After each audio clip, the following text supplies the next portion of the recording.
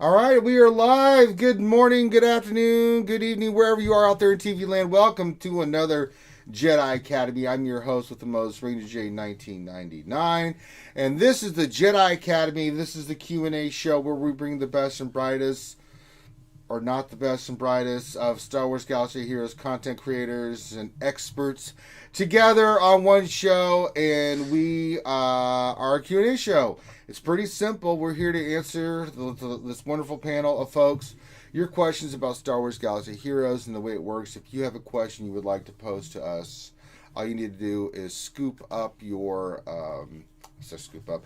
put in your questions. Make sure you put question in front of your statement. That helps us because we're using Nightbot. We'll get your question scooped up, and then we'll get that read to the panel. It's pretty simple. I hope everybody's having a good Saturday morning. Grab your coffee, grab your drinks, grab your croissants, unless you're somewhere else part of the world. Grab your alcohol, grab your beer, grab your steaks, whatever it is. It doesn't matter. Sit back and relax, and we will kick this show off. Let's introduce everybody. We've got my heterosexual life mate and life partner, unfortunately, whether I want to or not, Dr. Finn, Medicine Woman's here. Good morning. Finn, please stress the folks how important it is to put question in front of their statement. Put question in front of your statement. I mean, it's very important. Like, people, like, we will miss questions. And it helps to get your question in sooner rather than later, because if you don't, that's on you, not us. Don't get mad at Finn if you didn't follow the instructions. And say, Finn, Don't get mad. Wait. When did our policies change that people are not getting mad at Finn? not for this issue, Finn. You take a crap for a lot of stuff, which I encourage, but not this. This is something that's not on you. So, yeah, that's science. And then make sure you give us a thumbs up and subscribe, all that other good stuff. We really would appreciate it. Just stop what you're doing, give us a thumbs up, subscribe. And when we get through today's show, we'll always say, like we always do, support these other great content creators out there. Let's introduce everybody real quick. We've got the Nev here. Hello, Governor. We've got It's Just Ian. What's up, guys? How you doing? We have Team Money's heterosexual life partner and confidant, Gom. Yeller. We also have Warrior from Warrior Presents. What is going on? And wait a minute, who let him in here? What is this? Is that? God damn it, Grande! Did you come in the show today? I see his name, Finn. Grande, are you going to use your big boy voice today and participate? He's in here. I don't know what he's I doing. don't know what. Is he spying? Is he up to? He's doing grande things. I don't know what. Is he doing some shenanigans? I swear I'm not in the mood for shenanigans. He'll just jump in and interrupt I somebody. know, right? Oh, guys, found some chickens, guys! Oh my god, we're gonna check Just in the middle of it. Just in the middle of a question. It's like, oh, gosh. Jesus. And last but not least, bringing it all together, the lovely Jedi Master herself, Jedi Master Dash is here. Good morning. Well, good morning, Jedi Master Dasher. How are you? It's been a while. I'm excellent. How about you? Doing good. What's new in the light side world? I don't know because I live in the dark side. Well, those crazy requirements is what's new. Yes, let's discuss it. Let's just while we're getting questions in and things of that nature, let's get into this because I want to get the panel's thoughts. You know, I was pretty upset Wednesday. I went on a rare occasion because I've been pretty good about not doing it, but I went off ballistically for these requirements. But I'd calmed down. Then I read this. I really thought for me, my mentality was, oh, they watched our stream and they're trolling us now with this ticket BS that they're not putting out for Galactic Legends. Do they just not want people to get these now? Or are they just trying to come up with like 8 or 9 different ways to where people may never see these things? I'm just going to go down the line and see what people think. I mean, the gear requirements, hey, they are what they are. I think they're a little excessive. They're ridiculous. Some people are cool with it. That's fine. But now you're adding, if I get this straight, you have to bust your ass to get a total of 26 characters between Relic 3 and 7. That's no easy feat. And on top of that, for each one, you now have to get tickets. It's simple. It's simple. It's super easy what they did and why they did it. They hate us. No. So you've got whales who can basically buy their way to the top and buy whatever they want. Yeah. And that's cool, right? And Mhm. you'd think that they'd want that kind of money. And they do, sort of. But not really. They're trying through this ticket system to honor whales that are in the large guilds at the very, very top. So the ticket system, what it is it's to basically reward the very active guilds who happen to be, the whale krakens as well. And so what it is it's a checks and balance system that basically requires you to not only be a whale kraken, but also be in a very active guild that requires you to be active as well. Because you do have whales that are in guilds that are made up of, 20, 30 people or 40 people, and they aren't very active. And so what they do is they don't care about the game as much. They're collectors. They're in less active guilds. They just, they kind of piddle around, or they're in a friends guild, and they don't really want to be in that super active, top 10 guild or whatever. So they kind of go into a lesser guild and they just do their thing, but they can buy their way to the top and buy the best character. This is going to prevent them from that, because they're not going to be able to collect enough tickets to be able to get this newest character. That's the problem with this new system, is it's going to prevent them. They're going to be forced to go into a guild that's higher, that's going to be able to allow them to do the activities, that's going to get them enough of these tickets, that's going to allow them, because they can buy the things they can buy, but it's not going to allow, they're not going to be doing enough activities daily that are going to give them the tickets that's going to get them stuff fast enough. Because those guilds, those higher end guilds, are going to be doing things at a faster pace, at a faster rate, getting them faster tickets. So anybody who's a whale or kraken that's at a lower level, doing things slower paced with a lower level guild, aren't going to collect those tickets fast enough to be able to get it fast enough. It's just a checks and balance to basically reward those super active whale krakens with the accessibility of these characters.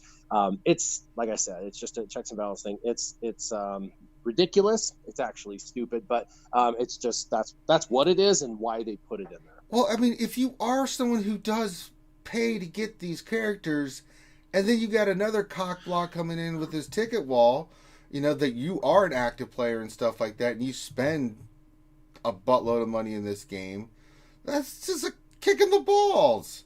Like, well, why do they care if you're that guy who just is the collector with the friends guild with 30 character or 30 people in the guild, and you're just passively playing, and you don't want to have to be in the top 10 guilds in the world? Like, why do you care if you're going to spend the $3,000 on all the relics, all the characters, buying a crap ton of mods, buying all the crystals because you like to gear up a crap ton of characters, and you want to buy all the guys up to Relic 7, and you're buying all the Gear 12 and Gear 12 Plus for all these different characters, and you're that guy?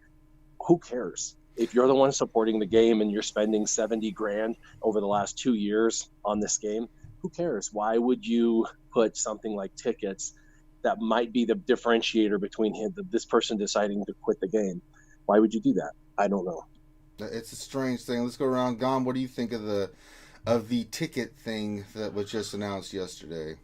Well, what Warrior said sounds perfect. Like, that sounds exactly what it is. And what this is going to do is those that don't want to spend on gas on the Galactic Legends are now going to be spending on just trying to stay in their guild. Like, every time something like this comes up, like anytime a raid comes up, it really shakes up guilds, right? It creates panic spending because people want to stay in their top guilds.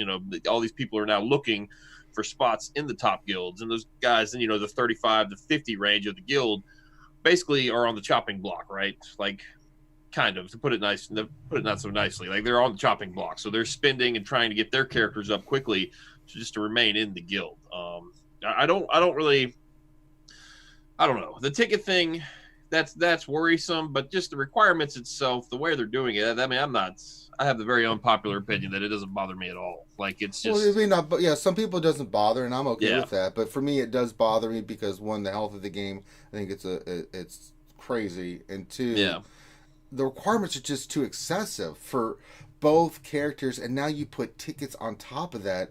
you know, I'm thinking of not free to play. Free to play just doesn't care, right? Free to play is just going to do what they do. They just they're in their world and they just do their thing, right? They'll care, but I mean, the people that are in that mid range, right? That those dolphins and small crack and stuff. I mean, certain people just cannot spend that kind of money in the game if they want to stay competitive, right? Well, if that's the case, let's say for the dolphin tier of player, right? I think the tickets potentially could just alleviate the pressure. Like, well, there's no chance, there's no That's chance. true. I got no chance in hell. Yeah, so I mean now Vince you can, McMahon comes out and says, if you enjoy playing the game in a more casual setting, guild, then you could just slowly take your time. Perhaps, I think what Warrior, predicted the ticket system is very, very accurate. Like, so I mean, if let's say you enjoy playing casually, you don't really like TW, you're not that. You don't like TB that much, the raids or math, whatever. You're in a casual guild. Now you can just slowly build your characters up. You'll slowly get those tickets. You won't be one of the first,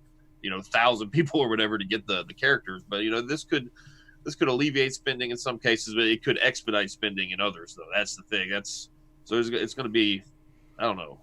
I'm not a huge fan of the ticket system, but I'm just kind of on a wait and see. Yeah, they just put out that they're doing it. They didn't give us a lot of specifics of how tickets are earned, and then do you have to have like a certain amount of tickets per attempt, and then if you don't pass the attempt, I saw a lot of different scenarios people were throwing out on different forums yesterday. So, just Ian, what do you think, man? It's cool with me. I don't care. Let it pass. Let it pass. Okay. At this point, it's nothing new to me. Yeah, so CG's going to do what CG does. Tickets, though, like, what would it be? Kind of like a personal raid, right? I don't Wouldn't know. You guys think? They just said you have to do certain events and things of that nature, and they weren't. No, they didn't say you have to do certain. Or there will be events. I don't know. They didn't get into specifics. You have to complete what is required in order to unlock Galactic Legend Rey and Kylo before you can earn the tickets. They know nothing. Right. They haven't said anything about how you earn the tickets after. I mean, you could earn them in the same way that you're earning sim tickets right now, for all we know. I mean, everyone is kind of jumping to this this ticket thing is like the worst thing ever, and we know basically zero, except for the fact that you have to finish those quests in order to unlock Galactic Legend Rey and Kylo before you get it. I don't know why everyone is jumping to oh god, this is the worst thing, the game's going to die, and all of this from it. It's ridiculous. How do you know? What if you earn it in the same way you earn sim tickets? I don't give a shit about tickets. What are you talking about, Finn? For me, this is, and I'm going to say this is the stupidest thing CG has ever done. You're asking tickets thing? The tickets thing, man.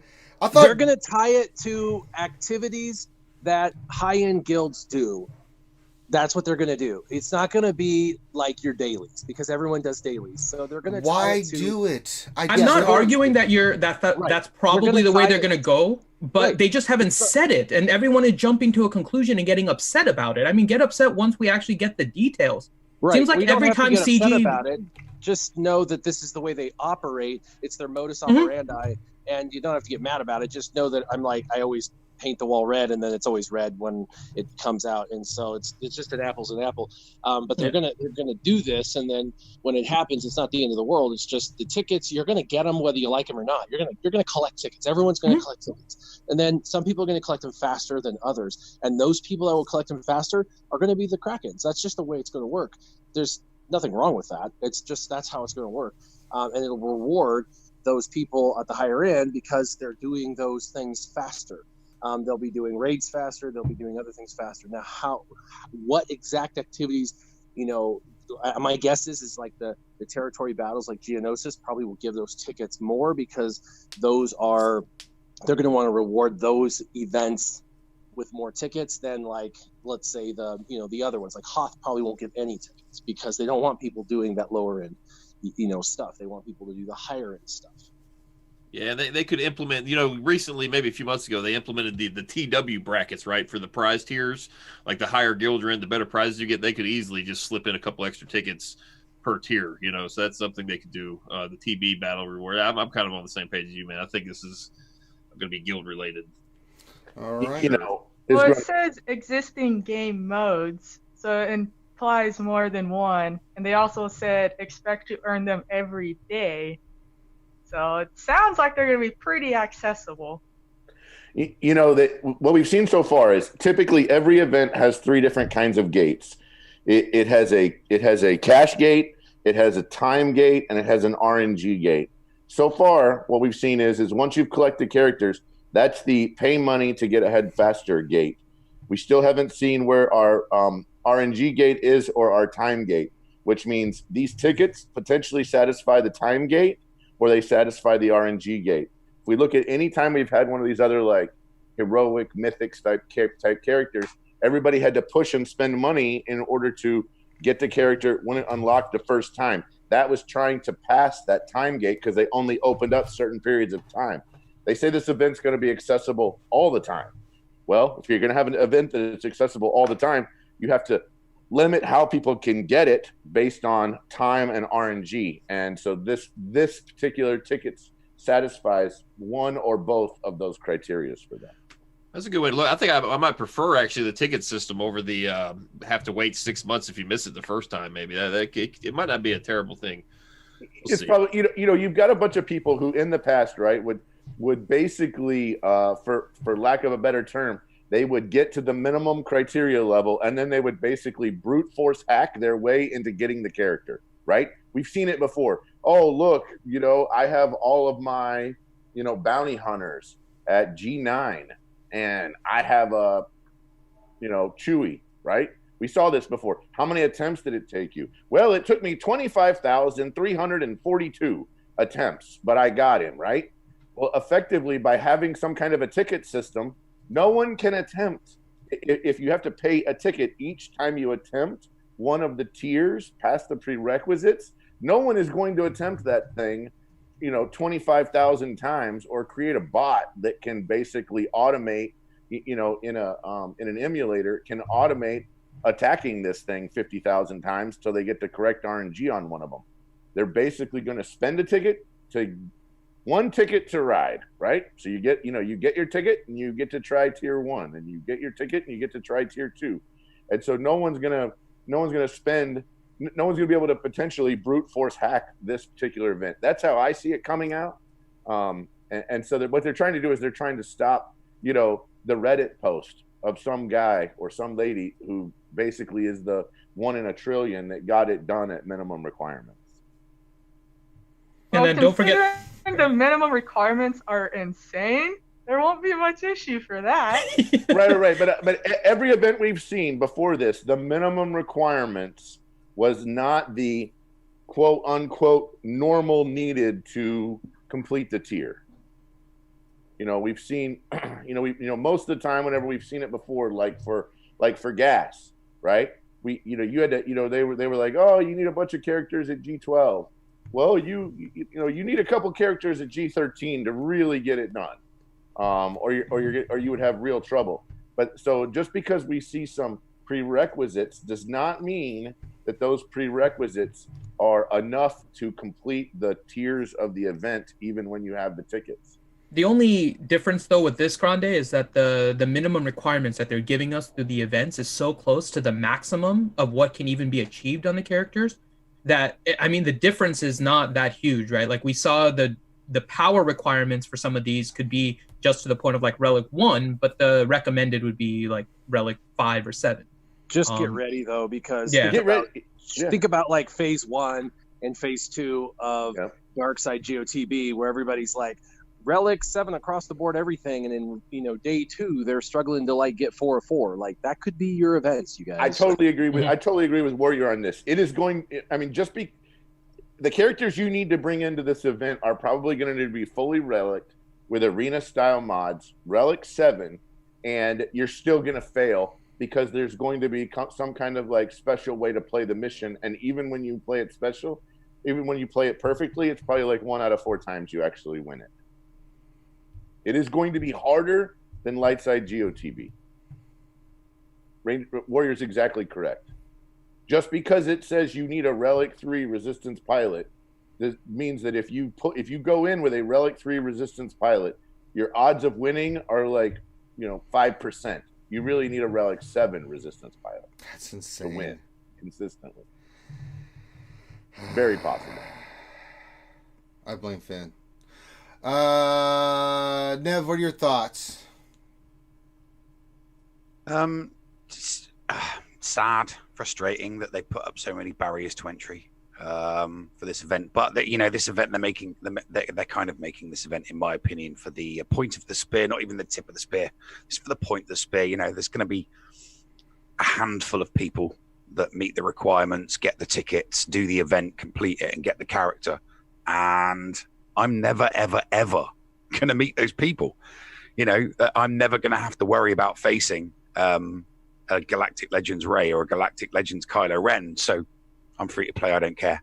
I'm just glad that they're doing it with Rey and Kylo Ren, characters I'm not emotionally invested in within the Star Wars universe.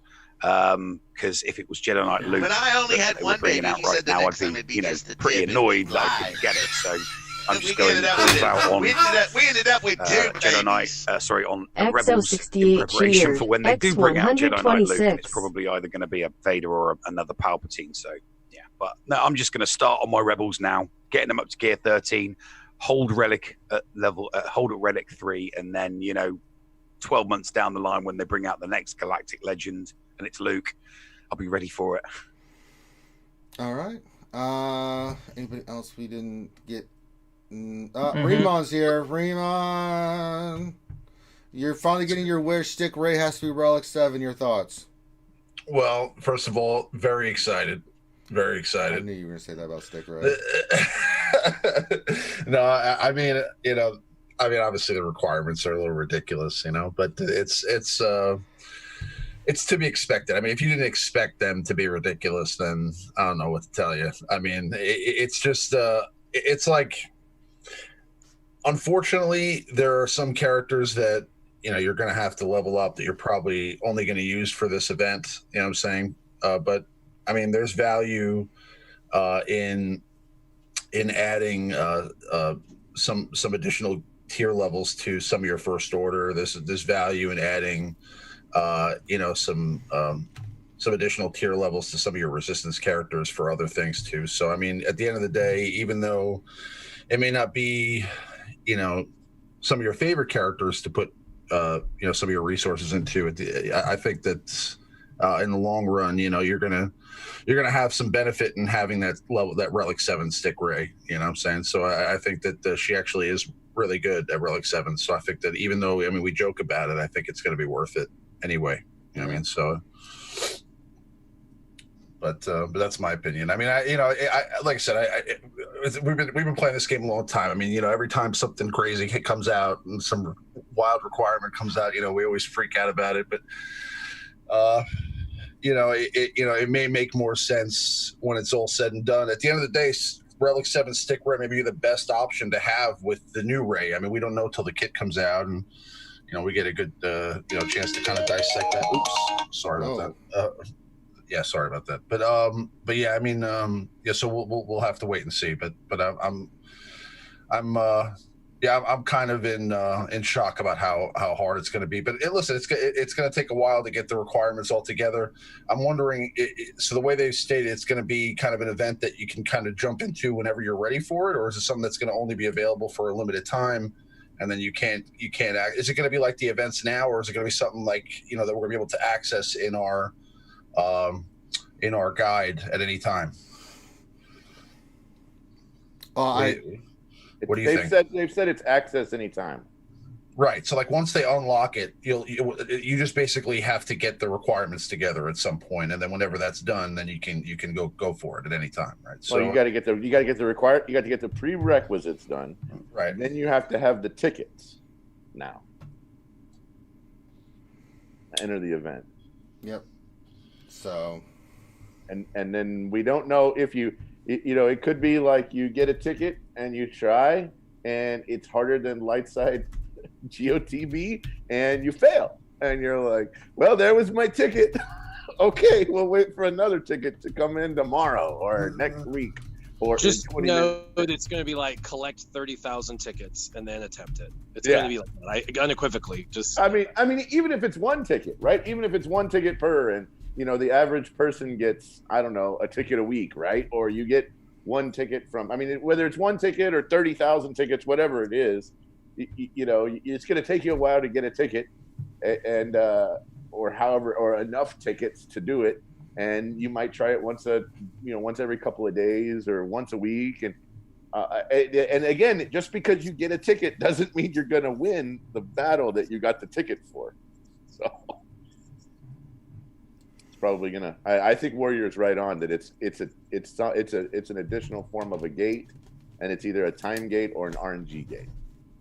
It just depends really on how synergistic these characters are to the Galactic Legends, right? Because I mean, at the end of the day, like, you know, we've had characters like Jedi Revan and Darth Revan, and, like, you know, having Bastila and Jolie for Jedi Revan was obviously a requirement, right? So, like, I mean, but besides the requirement, you know, they were also the best characters to run with Jedi Revan in Arena afterwards. So, I mean, you know, I'm assuming that some of these characters are going to be the best options to run with Rey and Kylo as well, besides some of the newer characters. So, I mean, I'm sure some of them will be, you know, they will be just like the veteran smugglers, and, you know, we just have to level them up and then we'll never use them again.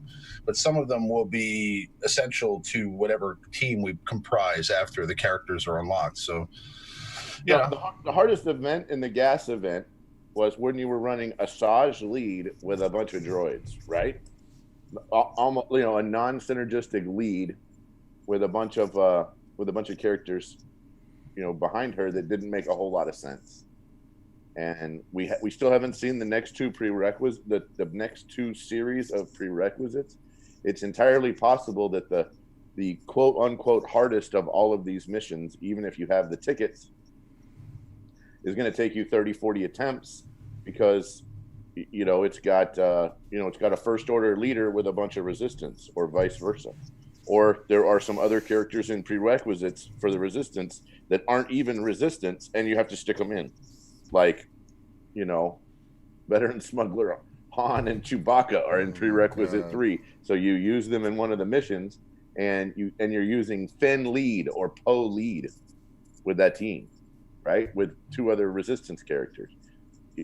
It's going to be incredibly. I mean, there could be one with a Poe lead with, you know, veteran smuggler Han, veteran smuggler Chewbacca, Holdo, and Rose Tico, and you have to beat, you know, Palpatine with that team. Good luck. All right. Let's start getting into the questions. So they're coming in hot and furious. They're just coming in hot. That's fine. They're just coming in hot. Okay, I was gonna say furiously, but just hot. Just hot. Okay. All right. So let's start with the questions. We'll start at the top.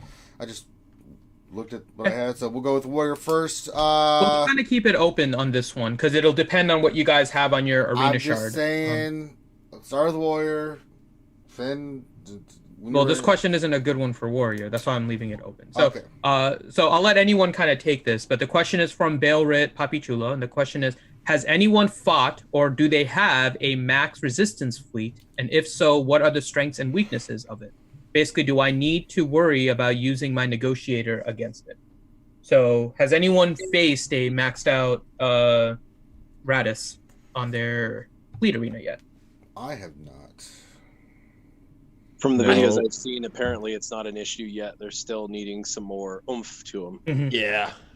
We had a guy from T Money's Guild on our show on Thursday, Cup. Yeah, and he basically, while T Money and I just sit there and jibber jabbered about nonsense, he was just in the background the whole time, just testing and testing and testing. It looks to be very strong versus Grievous fleets, but I mean, what fleet isn't? The Grievous is very good on defense. If you use Grievous offensively, I think you might struggle a little bit. But it had a pretty good win rate against Negotiator. I think on defense, I think whatever you have will work fine. It's pretty easy to manipulate. You just, if you're, I don't really know defensively. Offensively, he seemed to think that Houndstooth, the 2 X-Wings, then bring in the 2 Falcons, and I think Eben Hawke he was using off the bench seemed to be the best comp. There's still only 3 ships. You give us another one that you can just already, if you guys have even seen it, if you guys have played with it, that entire Raddus fleet has built-in TM mechanics, protection up mechanics, foresight mechanics, and the cleanse. Right? It's there. The entire thing is there. I think it's just missing one more thing. I do though think Houndstooth is probably going to be the best fit here, and I think it made sense they're going to do that because we have a Y-wing for the other negotiator, and we have Hyena for the others. So I think Houndstooth is probably going to have this as their home, and I think it works the best because you already can see there's TM and there's protection already built in. I just think you give us like another taunt, maybe another guy who can like do some counters, can fuel that X-wing resist or the resistance X-wings reinforcement, more damage output, exposes stuff like that, and maybe taunt. I don't know. It's there. I think if you guys were to like long-term invest into a really good ship, I would say between negotiator and that I would go for, because it's just so much fun. You can just see the AoEs from the race Falcon doing like almost, for me at least, 150k, and I only got 12 pilots. Yeah. It's really cool. So I think it's definitely like worth looking into, but I haven't fought any, like I said. But one thing that I like about it with like the speeds, it's not the fastest one, right? The fastest one I'm pretty sure is the GK's fleet.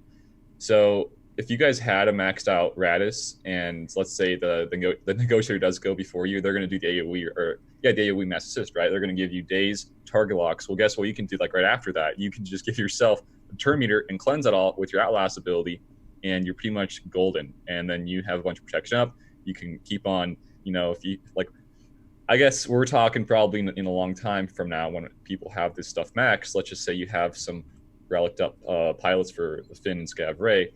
You can get those buffs going. The AoE is just gonna, no, it's just kind of ridiculous.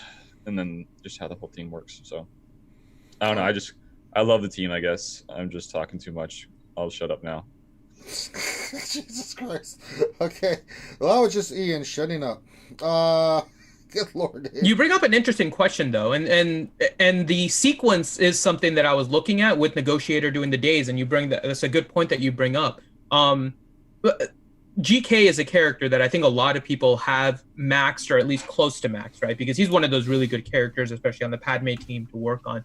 But is this potentially a reason maybe to not go too heavy on the gear of Holdo to ensure that your Raddus is slower if your fleet arena is actually filled with negotiator? I mean, if it's a maxed out GK, it's not going to matter. The Raddus is, I think, like 1 or 2 speeds slower than negotiator, so you're always going to get that sequence unless you get some kind of like TM manipulation. Well, the thing there is that the Raddus, I don't think, does any like damage, to other people, right? It's all about supporting and giving TM and stuff like that and protection up. So you really don't need a high relic holder whatsoever. The only reason you would probably need to is if it was a requirement for this new Galactic Legend Rey. That's it. That's all there is to it. All right. Okay. Next So question. next Ray be the zombie of do the ships. killing there. What was that, Adastra? I was gonna say you let the powerhouse of Ray's Falcon destroy everything. That's such a. It makes me so sad that Poe definitely a more offensive team for the exact reason you're saying. Like on defense, it's I wouldn't say it's easy. We've had some maxed out ones, as you already know, Cope, and then a few other people have it in their arenas already. I'm keeping an eye on my arena because we have a few very willy people. A couple of them though are paranoid. They're gonna release the first order one like right after.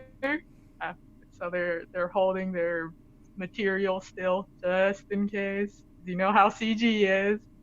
But definitely looks like an awesome fleet on offense. Absolutely, it can win against anything. But as you guys said, it still seems to be missing some. And the reliance on Houndstooth is so annoying. Like, yes, I know we will never have a ship like that one again. But the fact that it can go to any fleet and just instantly make it the top tier fleet, so to speak, is just, we need a replacement for that ship. But I don't think we ever will. I mean, the BTL isn't bad on the negotiator, but that's only like one substitute. Houndstooth is on like 3 other squads otherwise.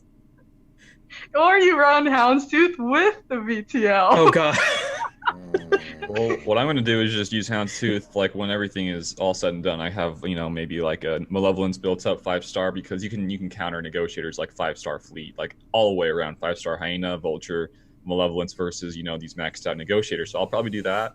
You don't really need Houndstooth there. And then with negotiator, I'll probably just use the Y-Wing once I get that thing maxed, and then Houndstooth's going to go with the Raddus, I think. Like, GACs, TWs, TBs. Yeah. So I think that's probably what I'm gonna do. Okay. Next question, then we will jump to Warrior here, and the question is from What Else 73. He says, "What are your thoughts on requiring more defensive teams in GAC after 5 million GP? It seems more common for players to hold more than 8 teams to deal with even 8 quote-unquote meta defensive teams." Yeah, to even expand on that question, I think that there's a problem with their tier system. On one of my accounts, I was, they were requiring, 8 characters or 8 teams, and then the other one, it was requiring, just barely more, and it was like 1.9 million to almost 7 million, and I only needed to come up with 2 more teams. It was like, really? So it's like their tier system doesn't make any sense at all, because there's like 6 tiers that literally have to put up the same number of teams, and that just doesn't make any sense at all. That 6 tiers in the entire Grand Arena Championships have literally the same number of teams with that many GP differences. I mean, you can jump 5 million GP and put the same number of teams up. That just doesn't compute. So they need to relook at that, because it literally doesn't make any sense. It stretches people at the bottom end way too tight, and at the highest end, it's like, what are we doing here with teams? So they definitely they need to relook at that, and they need to kind of recalculate their teams, stretching people out. I think at the highest end, definitely stretching people out more would make it more challenging, because it would force the higher end to use more teams. And it would be uncomfortable, and I think it should be. I think they should force people to be using Ewoks on defense and using second-rate sea-level teams on defense, potentially, and trying to make those tough decisions, because you're putting 15 teams on defense or 14 teams on defense when you're a 6+ million GP. And on the lower end, maybe dialing back some of those requirements when you're only 1.8 million GP, not having to put quite as many. So I think they should be looking at how many team requirements there are. Because like I said, when I was playing, that was one of the chief complaints. I had nearly 7 million GP on my main account, and it was setting the literal exact same number of teams, basically. Like I literally had to set one more team extra on my main account versus my alt account, and there was a 5 million GP difference. I was like, that doesn't make any sense to me. So, yeah, definitely they should look at that. All right. Okay. Next question to Jedi Master Dastra. Okay. So Adastra, this question is from Bale Rit Papichulo. It says, question, with the Clone War release next Friday for Disney Plus, when do you think we will eventually see a Mace rework? Well, it would be nice if it was right away, of course. We're never gonna. But this is CG. Yeah, we're never. And they broke my heart a few times when it comes to this. So I'm going in neutral. They said they would give us more Clone Wars related content. So I can only hope that Mace is at the top of that list of Clone Wars love, since he deserves it big time, since he got the shaft more than once now. So it would be nice. I'm fingers crossed, but with all this other stuff going on, I doubt it's high on their priority list right now. They have endless bugs they're dealing with, and then they have the Galactic Legends stuff that they're slowly giving more info about. So as painful it is to say, I really don't expect anything that soon. We might get something in a couple of months if we're lucky, to be honest. They have been kind of behind on everything lately, so there's no doubt that's gotten pushed back.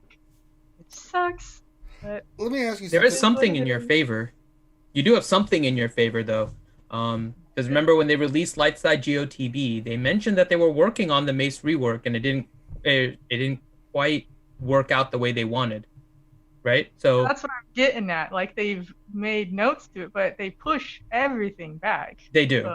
But at least they kind of have a skeleton there, which is probably more than they have for some of the other potential characters with Clone Wars. I'm gonna be hopeful for you, Adastra. I'll be more hopeful for you. I appreciate it. I've never asked Adastra. You've been burned too many times, and you're too close to it. I've got to ask Adastra a question. Who is your favorite Jedi of all time? of all time without the game involved? It's just all time. Legends, canon, EU, whatever. That's like an impossible question. No, it's not. I've got my pick. Trust me. Well, you're a Sith person, though. What's that mean?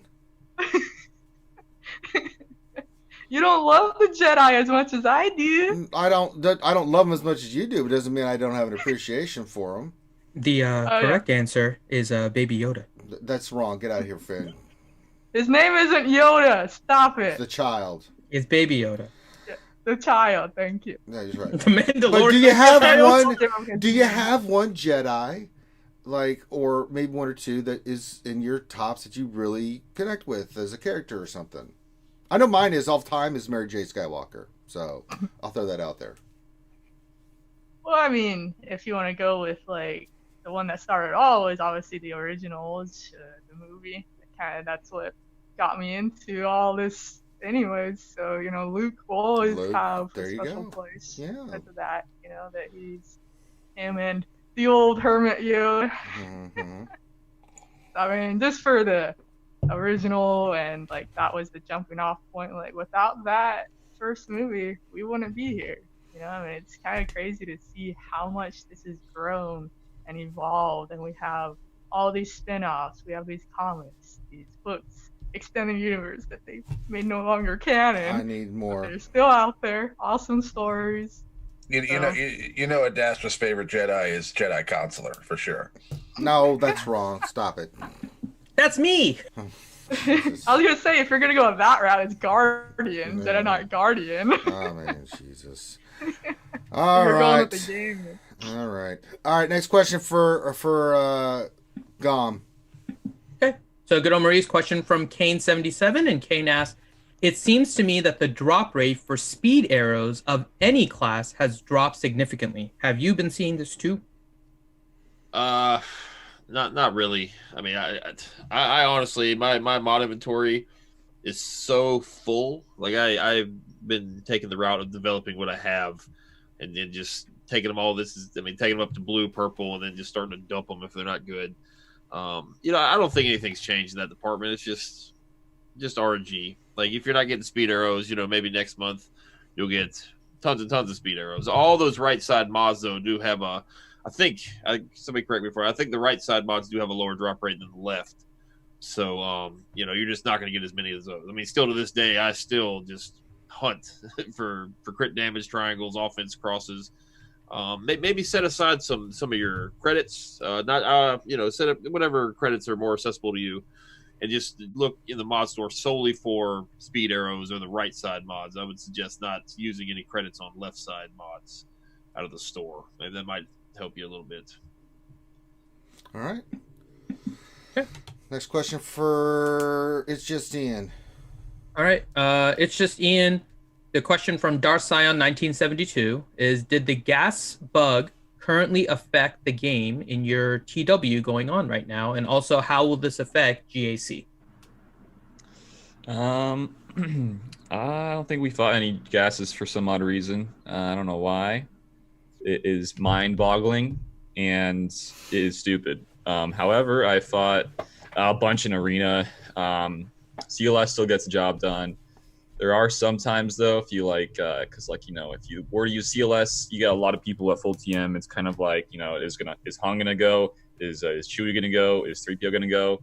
In some situations, if Han goes and he puts him into cover, and how the bug's working, he's gonna double tap you back, right? So that's kind of problematic. But even if that does happen, I've still won. In GAC, if that is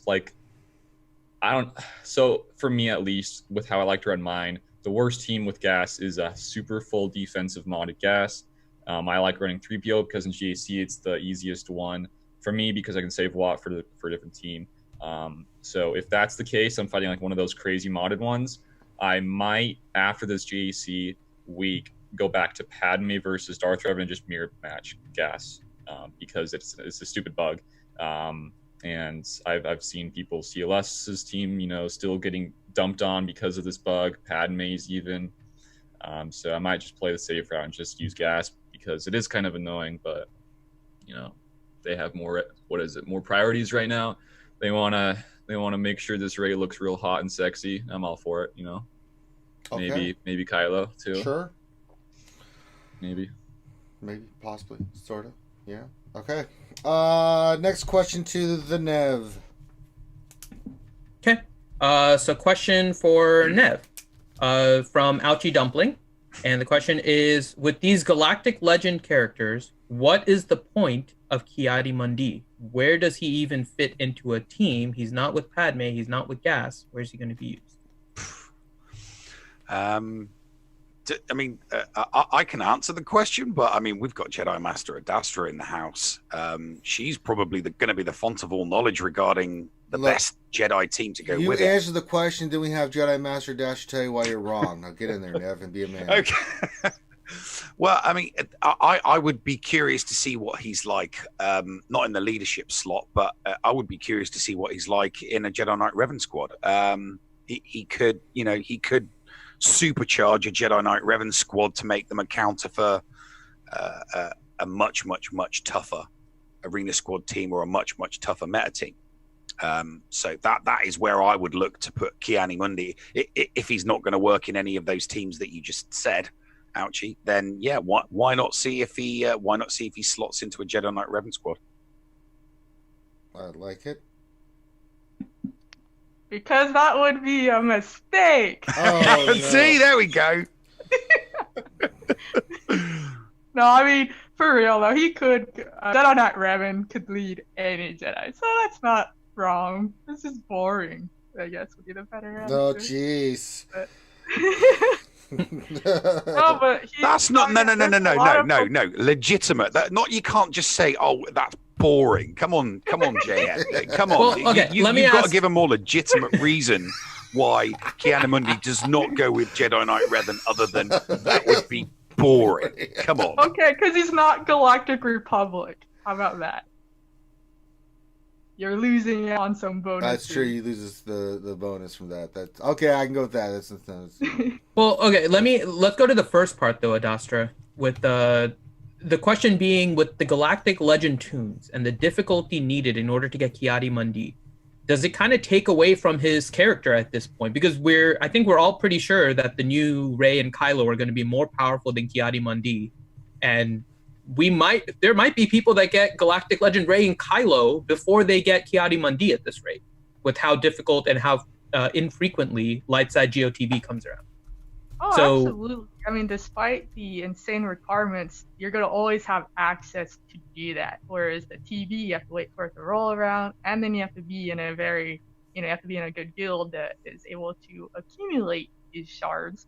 I mean, my guild, we're doing decently comparatively, but it's going to still take us forever to 7-star him, let alone even unlock him. Like, we're looking at 2 more, depending how we do on this run.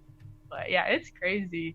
However, if a guild has 40 shards, they're doing great. Setup. The Galactic Legend, they're gonna be able to go with any team though too. Like they've noted on that more than once. They're gonna be plug and play characters. So I'm assuming the tags, she's not gonna have obviously a Galactic Republic tag, but she's gonna be a light side Jedi Resistance as her main 3. And their abilities are going to be so insane, they're going to be able to go with anything. So, I mean, that's a whole different field than Ki-Adi-Mundi, because his is more specific of what he's elevating. He's made for the TV as one of the main things, as that secondary Jedi team. He's going to be a part of that to clear that mission.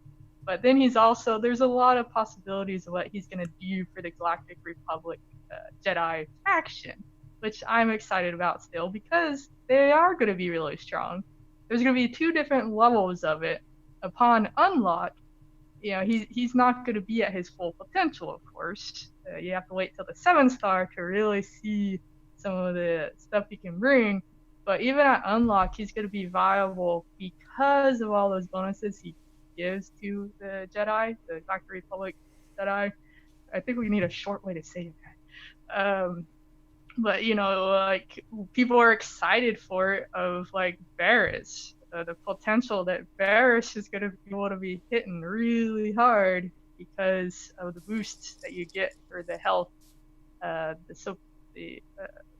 He gives the extra offense for the health.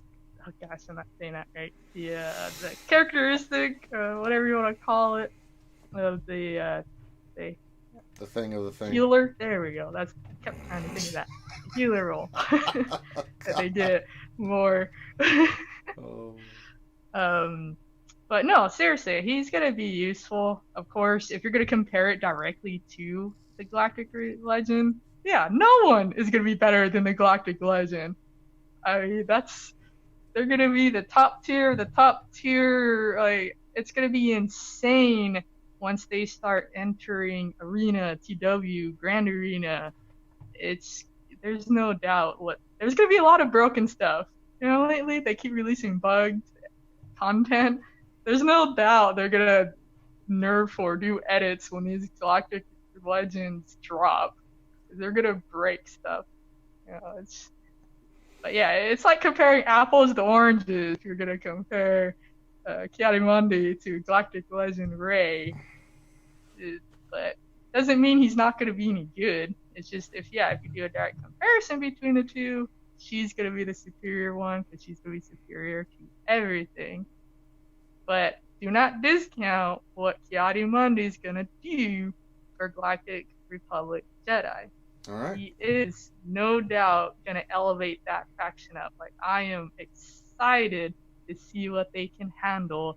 I've obviously put a lot of thought into this for a while. Yeah, I can tell. Yeah. So I broke it up my teams accordingly so I can use everything. You know, I know people are gonna combine, such as Revan. You know, he's the premier Jedi leader, so I have no doubt people are gonna try some comps with him and Cam. But I'm like, nah, Galactic Republic only. And there's some cool characters that I'm still hoping for Mace, cough cough. So that will add another element in there if we get the rework that he deserves. And so there's a lot of potential. I'll just leave it at that. I could rant about this a while. Yeah, I can tell. Yeah. See, when you get Jedi Master Dasher, you get the full story of the Jedi. My dark side. And Nev's suggestion was still boring. No, it wasn't. It wasn't.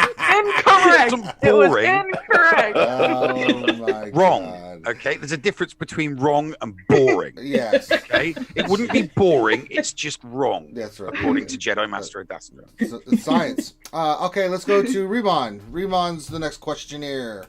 Okay, so Remon question from What Else 73. He says, people keep saying, oh, this character is pretty good at Relic 7. With the power boost that Relic 7 gives, what characters aren't good at Relic 7? And then he said, oh, besides Finn's Relic 7 Rostico.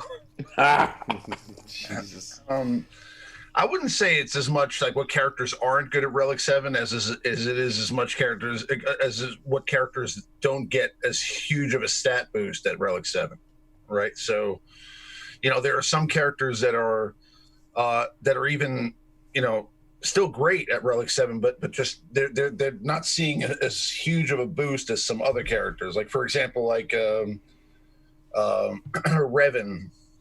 You know, you could Relic 7 your Revan, but you don't have to. You know, you could probably get away with a Relic 4 Darth Revan, and you could probably get more benefit from Relic 7ing your General Grievous, for example, right? Or Relic 7ing your you know, some of your like, for example, like B1, you know, getting him to Relic 7, there's a better benefit there, you know. So certain characters just have a better benefit at Relic 7 than other characters. So I wouldn't say like that any characters are necessarily, you know, bad at Relic 7 as much as it is that there's other characters that just gain more benefit from being at Relic 7, if that makes any sense.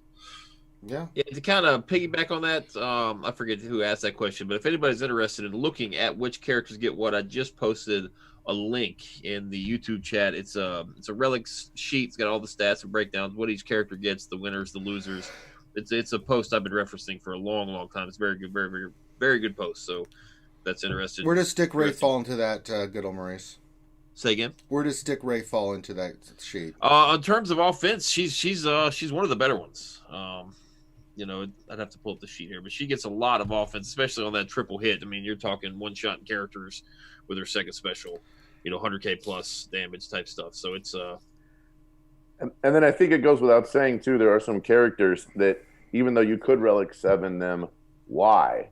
C-3PO, Wat Tambor, Hermit Yoda, those type of characters, that are like pure support and are normally hidden behind 2 or 3 tanks.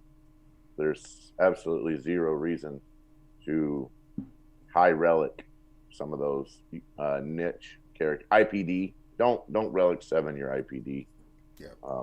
There's obviously some characters that would be one of the absolute last that you would ever do. All right. According to this list here, he's got like a winners and losers list, and Relic Scavenger makes the winners list. 145.2% increase. But what if she has 3 dot mods? What does it say? Well, you're gonna get 145.2% increase on your 3 dot mods. Well, she's basically the bomb diggity. So you got to get over it. Okay, and that's a higher damage increase than Clone Sergeant, Embo, Django, Han Solo, Geonosian Spy, Ahsoka Tano, Night Sister Spirit, Commander Luke, Geonosian Soldier. All these characters. Everyone has a Relic Marauder. She's way higher than him. So I mean, it's a good. If you guys are going to go down that route, you're going to be pleasantly. Again, that's just a stat boost, though, right? I mean, that doesn't include the fact that some of these guys get even bigger bonuses based on the synergy team you put them on. Correct. Yeah. That's just individual character boost. Yeah. And you heard it here first, though. So it was Stick Ray better than CLS, right? So actually, Riemann makes a good point, because I know you've referenced this before, good old Maurice, and I've looked at this, and like one of the losers that they put there is like Grievous, right? And yeah. If you think about what this actually is, and it makes sense when you think about what Relic was trying to do, it's trying to balance out a little bit all of the stat differences that have happened in the game. So ultimately, if all of the characters hit Relic 7, they focus a lot more on the abilities at that point and not so much focus on the stats. And so a lot of the weaker characters got these huge bonuses. A lot of the stronger characters, and I think, was Nest one of the losers too? I think Nest was listed as one of the losers as well on that list. Can't remember. There's a few characters that like Grievous and Nest, and there's a couple others that don't really, their damage isn't generated as much. They get just as much benefit from the health aspect as they do like any sort of damage increase. There's a few outliers for sure. Yeah, so I think when we're talking about relics, right, and this is going to take a little bit of time, and it's also why originally we were saying like relics came out a little bit too soon. Relics are eventually, I think, going to balance out a lot of like the damage and stat inequities between the characters, but only when they're all Relic 7. And the fact that it was released so close to Gear 13 didn't give people enough time to kind of work on the gear to get to that point. So everyone focuses on these like strongest characters when they're Gear 13, and then relic them in order to get that extra boost. But when you actually get the weaker ones reliced up, they close that gap a good bit, and then it just relies largely on their abilities. And so even though Riemann wants to stay, Stick Ray is better than CLS. I don't think anyone is going to agree with you on that. And relics still don't trump synergy and mods. Exactly.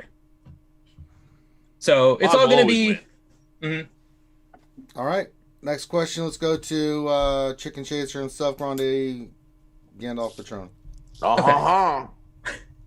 So Grande, question from Sith Lord 72, and he says, is CG out of touch with the community, or do they just not care? Also, Ranger asked where the money from SWGOH is going on the Wednesday night stream. It seems to clearly be going to CG's new game.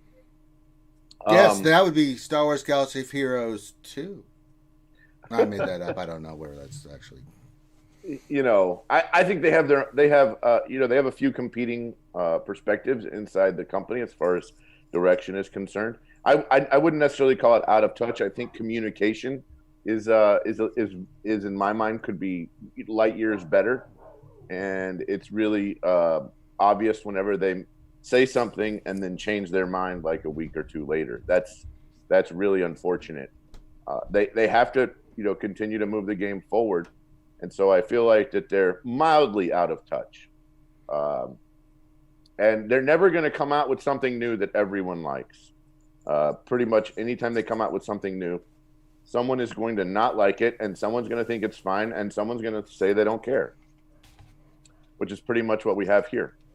So now you got to look at percentages of people who say it's fine, and percentages of people who say they don't care, and percentage of people who say it's terrible. So I don't think that they're fully out of touch. I feel like that it's, they've got to they're making a product at different price points, and people can buy that product or not buy that product. All right. Back up top to Warrior for the next question there, Dr. Finn. Well, before we hit that, there's a question that was kind of for everyone. So I'll ask that first. And it's similar to the first question we had. So again, if you guys have this, then just go ahead and chime in. But the question's from Efrit777. And the question is, how did your fleet shards react to Raddus or getting Raddus? And are they planning on getting Raddus? So in your fleet arena chats, have you guys had any conversations about Raddus or anything like that? There's fleet arena chats. Wait, those exist? Yeah, I'm in one. I think I got kicked for mine twice. I don't know. Oh! What are you doing in your fleet arena chat? Orion hates me. Yeah. This guy named Orion really hates me. And Velvet Thunder can suck it. Master XL can too. They snipe me on the daily. It's just spitting straight fire right now in his entire fleet chart. You're never getting in now. Yeah. So yeah, I think it was safe for me to wail on the Raddus just so I can stick it to him, I guess. I don't know. And plus, I really wanted to real talk here though. I really wanted to get Raddus not only because it's going to be probably a requirement and I like resistance, but the ship raid is going to come, and I think with how that the whole, like I already said, the protection, TM, all that sort of stuff, it's going to be huge with the ship raid. The way you talk, you want to get the Raddus, and they probably all want you to get a rash. Well, lucky for them, I already do. I got plenty of them. Oh my god! Wait, what? Okay, yeah. This is going down a wrong direction. Okay, we're gonna move away from that. my fleet arena, there's a few that are interested in it, but they're paranoid. They're going to release the finalizer in a couple of weeks. So they're thinking finalizer's going to suck it. Better. It's going to be bad. So they're waiting for that one instead, which I'm kind of glad and sad about. We have a few whales and krakens that could easily get the Raddus ship. I was going to say radish ship. I say that all the time. Join me on the turnip truck there, Adastra. My autocorrect keeps changing it to radish, and I'm just like, I'm gonna leave that. That's pretty funny. But I don't know if anyone's gonna get it in my shard anytime soon because of that reasoning that they know the finalizer is around the corner. They're gonna wait to see which one's better before they choose which one to whale on. So kind of bummed that I won't get to test on anything for a while, but we just still have our sea of maxed GK ships with 2 maxed malevolent ships. So other than facing those ones, it's pretty boring. Well, what I'm thinking here is, you got now 2. You're going to have Raddus' finalizer. People who have a brain are going to go for Rey first because it's going to be more useful in the light side TBs and whatnot, right? So people are going to invest more in the Rey, which means Raddus. No finalizers for those people. So I'm thinking finalizer is probably going to be one for people who are either like a newer kind of whale and they're like, oh my gosh, this ship looks so cool. I love First Order. I'm going to go all in on it. And then you're never going to probably fight them because you're going to be in the top end of your arena and they're probably like a newer shard. It's not even going to be the same people. It's totally going to be different. So I think if you're going to be fighting the most, it's probably going to be Raddus. Because those type of people, top end, they're going to know what they're going to do. Unless they don't, maybe they want to get both. You never know. Maybe they want to. I have no brain. You can't whale on both. I have no brain, people. You can't whale on both. Exactly. I have no brain. Ian's fleet shard can suck it. You're the scarecrow, right? Ian brought the salt this morning to the show. I know, damn. Just started out by calling out his entire. There's a reason why his Discord profile is Nacho Libre. There is a reason. Sometimes for everything. Chacho, a man needs to wear tight pants. John, let me borrow some sweatpants. I'm gonna tell you. So it's in mine. Ian's coming to me like, Ranger, with your skills and my fighting ability. Tag team. Most people are buying it to 6-star and kind of hedging their bets a little bit. I think there's 2 people that have it at 7-star right now. 3 people on mine, but they've not put it in competitively. They've just bought it, but the majority of us have it 5-star or have it 6-star, and are kind of just gonna wait and see what's going on with it. I mean, I bet both will be really, really good. I mean, I'm thinking like one's going to be, a negotiator, one's going to be malevolence, one's going to be really good offense, one's going to be really good, probably both, but mainly for like defense. So I don't really, at this point, it's probably going to be equal. I don't see them making one better than the other. It's like whatever you invest in, it's going to be pretty dang good. Pretty dang good. Hey, you made a good point. I just checked out some of the whale people in my shard, and sure enough, they did buy it. They just haven't put it in yet. What the heck? Because I think they're see some soon. Well, because I think so far it seems like the ship doesn't hold very well on defense. Yeah, that's true. Because it takes a while to ramp up that ability, and that ability doesn't really necessarily serve if it does take you like 4 turns in order to get it. By that time, you're pretty much ramped up already, and maybe have your entire like 5-ship complement out. And by that time, if you destroy it and then you lose reinforcements and whatnot, it may not be all that worthwhile. And again, it's slower than Negotiator. The Negotiator can probably still get its ultimate off before the Raddus, depending how things play out. So, and with still needing like new ship, we still need more foresight mechanics. Somebody gaining it just so that it reduces the cooldown of the hold maneuver. I think you add in like somebody doesn't really need to be anything, anything crazy, just somebody you can just keep on spreading foresight and you just reducing that cooldown. I mean, that you would have to be going after that person ASAP, but if you have to worry about like a hound's tooth, that's gonna be kind of hard. So, all right. Could that mean a new Millennium Falcon with Old Man Lando, Man Lando, and veteran smuggler Chewie as the pilots? I really don't want that. I'd will on that in a heartbeat, dude. Heck yeah, dude. Ian, I have to talk to you about buying old shit. Stop it. Hey, old Man Lando would be one of the most awesome characters in the game. No. He's suffering from the arthritis. Veteran smuggler Lando. Mm-hmm. All right. That's all right. So Warrior, question to you from Jason Coonan. And the question is, if you were still playing your free-to-play account, what do you think your focus would be right now? Well, I would already have Malik because I was Malik ready, and he came out just like 3 weeks after I quit. So I'd have Malik. And as soon as I got Malik, my focus would be to finish Malik off 7 stars, finish relicking that team. And then it would be to evolve into Separatists and finish working on the 501st. So it would have been Separatists and the 501st because then I would be moving towards being gas ready. There you go. So that's where I would have gone towards. You wouldn't have stopped and gone, oh my god, I need. Do you still log into that, Warrior? I never do. I totally. Nobody uses it. Crap canned it. Nobody uses it. Nope. Could I borrow it for an alt ticket account? No, you can't do it. Nope. If you're gonna genuinely mothball it, you got to mothball it, man. Right. So I'm just kidding. Everyone that's my friend, it can go onto those and see how many days it has been inactive and not logged into to see that I'm being genuine. So.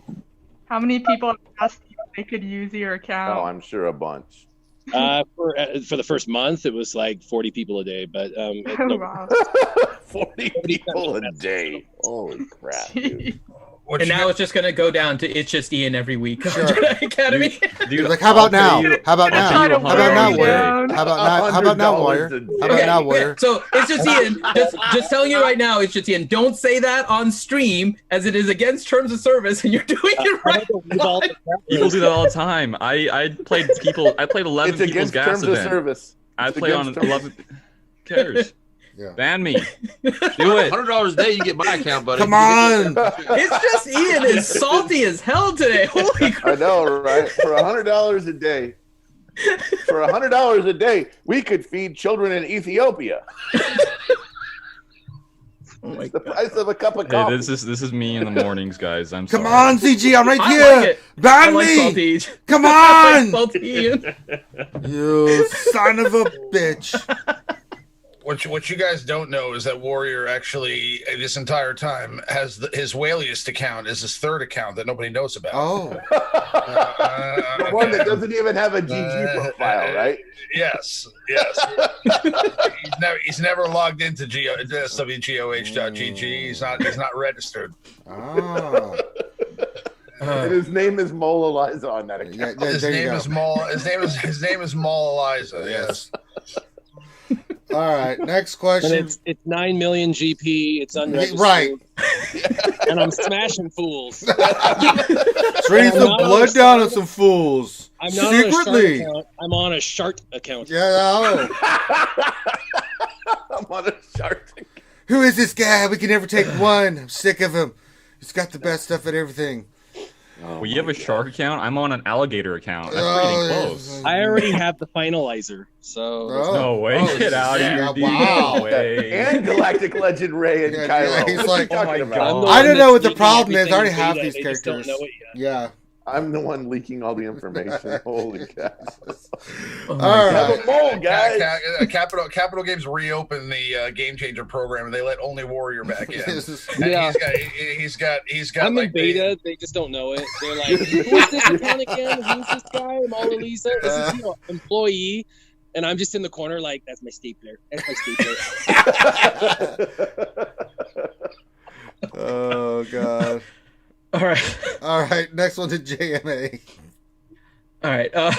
Adastra, a question from Grim, and his question is: do you think we'll get Squad 99 in the game? Ooh. No idea. Would you like Squad 99 in the game? I'm actually not sure what that is. Someone educate me. What?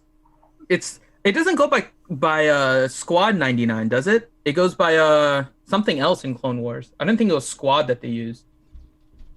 How about Clone Trooper 99? When is he? Wasn't it like Clone Force 99 or something like that? Clone Force 99. Oh, the Bad Batch. Bad Batch. Mm-hmm. Yes. Bad Batch. There you go. Yeah, that would be pretty cool. Okay, yeah, I know who that is now. Okay. Would you like that'd Bad be Batch? cool, actually, but again, with their priority list, I'm not expecting anything new and fun for a long time. So, but if we ever got more clones down the line, that would be a really cool one to get. That's fantastic. All right. Give me my mace first, and then, you'll get Batch 99 before Mace, and you'll like it. Oh, Jedi. God. How dare you want something that would be good for this game? Nonsense. It is Clone Wars content. That's so, true, they did say they're giving us more Clone Wars stuff, so technically they could, but they got to give us the reworks first, and then give us the new Clone Wars characters. All right. Then we can have it all that way. All right. So, hold on. Before we get to the next question, I'm going to kind of go around the corn here for something that happened, I think it was yesterday or day before. So we've talked about the Galactic War Report before, and I know Warrior, we saw that they were the only ones kind of getting the interviews with CG, and Warrior mentioned that they were always the ones that were kind of keeping a positive outlook, right? Like we've seen, at least this week, a lot of SWGOH is dead and all these kind of videos and stuff. But Galactic War Report has kept it, in general, pretty positive, and CG would hop on their podcast and give information. A couple days ago, Galactic War Report, Sean from Galactic War Report, said that he's quitting the game, and the podcast is basically coming to an end. Oh, no. So the longest running podcast, which was, I think, started about 1 month after us, they were on episode 188 or something, where we're on 191. I mean, we were kind of in parallel the entire time, is now dropping. Wow. So, oh my gosh. That's actually, that's really sad. That's very sad. So just kind of in general, right? What is the overall kind of sentiment that you guys are all seeing from the community? Because we're seeing some, and I know Warrior is here, so he's probably a little closer to it than others, but we're seeing some bigger name people kind of dropping from the game, and it's obviously making a bigger impact when it's known people dropping versus just kind of people in your shard and that kind of stuff. So overall, what do you guys think is the sentiment of the community, and what can they do in order to make it better at this point? It seems like it gets worse and worse every week. I'll start with Nev, and we'll just kind of go around here. Just your initial thoughts. Paul and I talked about this yesterday.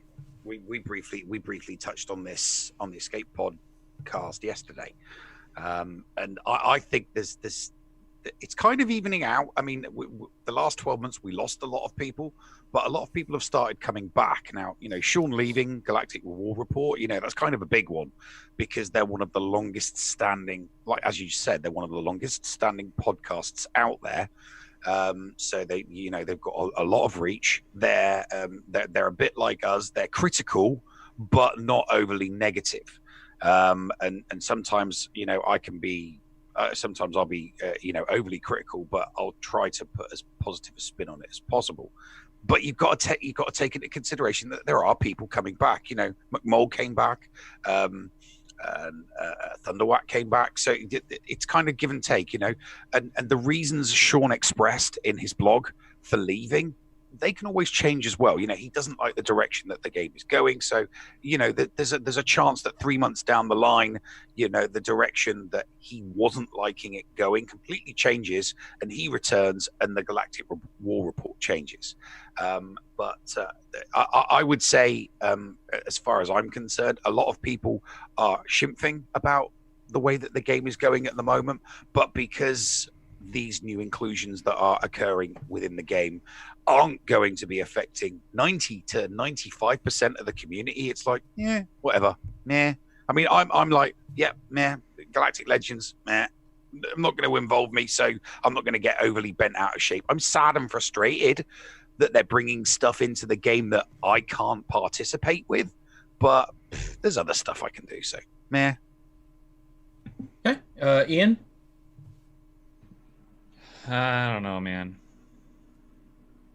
What are we talking about again? Your thoughts on the Galactic War Report, sentiments of the community, and what CG can do to make it better at this point. Oh, there's nothing they can do to make stuff better, unless. I kind of like Salty Ian. Salty Ian is making my morning fun. He's my new apprentice. Suck it, Finn.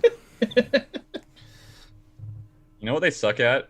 It's not like requirements. Like, these requirements are totally fine in my opinion. It's their communication. So if they can fix that, if they can, like, while they're effing us, if they can give us some eye contact, say everything's gonna be okay, I'll like that a little bit better. They should try giving anybody who hasn't played the game for 2.5 weeks, 3 weeks, a free vault of crystals and see what happens. Oh, there you go. Log in. Yeah, so if you haven't logged in for a long time, you get something cool. Yeah, that's true. Like a comeback incentive. Yeah, like after a month, like here's 15,700 crystals. See what you get. Say, come back and play, and then just see how it works. Yeah. That's actually smart. A lot of games do that, right? Like, I still get emails from, like, World of Warcraft saying, come back and we'll give you, like, I get stuff 3 like that months from free the Old or something Republic. like that. Yeah, the Old Republic's like, hey, you've got all this stuff. Why don't you come back to the Old Republic? Like, yeah, I'm okay. I mean, in the grand scheme of things, it costs them absolutely nothing. No. Right? So it's like, I mean, it's worth a shot, I would say. You guys are talking about logical sense that every other gaming community uses because it works, but EA is too cheap to use that logical reasoning, you guys. I know. So we're making sense. All right. Jesus Christ. Good. You go ahead, Ian. I don't know. I haven't really watched too many of their podcasts, but they seem like good dudes. I've typically been optimistic for the most part, so I would like most people to just stay optimistic about this whole stuff because really, this is nothing new. I don't think this is anything new. When relics were introduced, we were going to get something like this, so here it is. Take it or leave it. Boom. All right. Gom, any thoughts for you? What, just the general direction of the game? Yeah.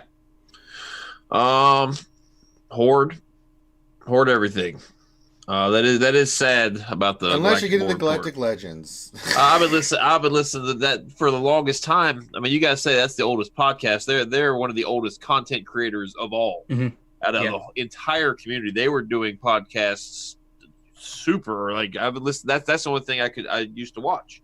It was like Lord Skunk and then Galactic War Report. That was really all there was. And so and then the Shattered Order podcast guys have been around a long time too. Yeah. There's very little content in terms, when the game first released. I listened to those guys all. Well, we had Tiny Grinds too, but he disappeared. Well, I mean, yeah. Yes. Welcome back to Tiny Gripes. I watched it mostly for the fedora, not the content. We're pretty much. I think Grande's still a patron of Tiny Grind. Yeah. I was at one point. Yeah, it was like three of us. He was amusing. I'm not gonna lie. He was Tiny Grimes funny, amusing. man. I liked it how he didn't even know he was funny, and he was funny. That's the part I liked about it. Didn't he email you and he said like, please stop paying me on Patreon? He did. He said I'm changing my content. You can drop the Patreon whenever you want to. And I was like, not a problem. Okay. You should have said no. I want to continue to pay you for the rest of my life.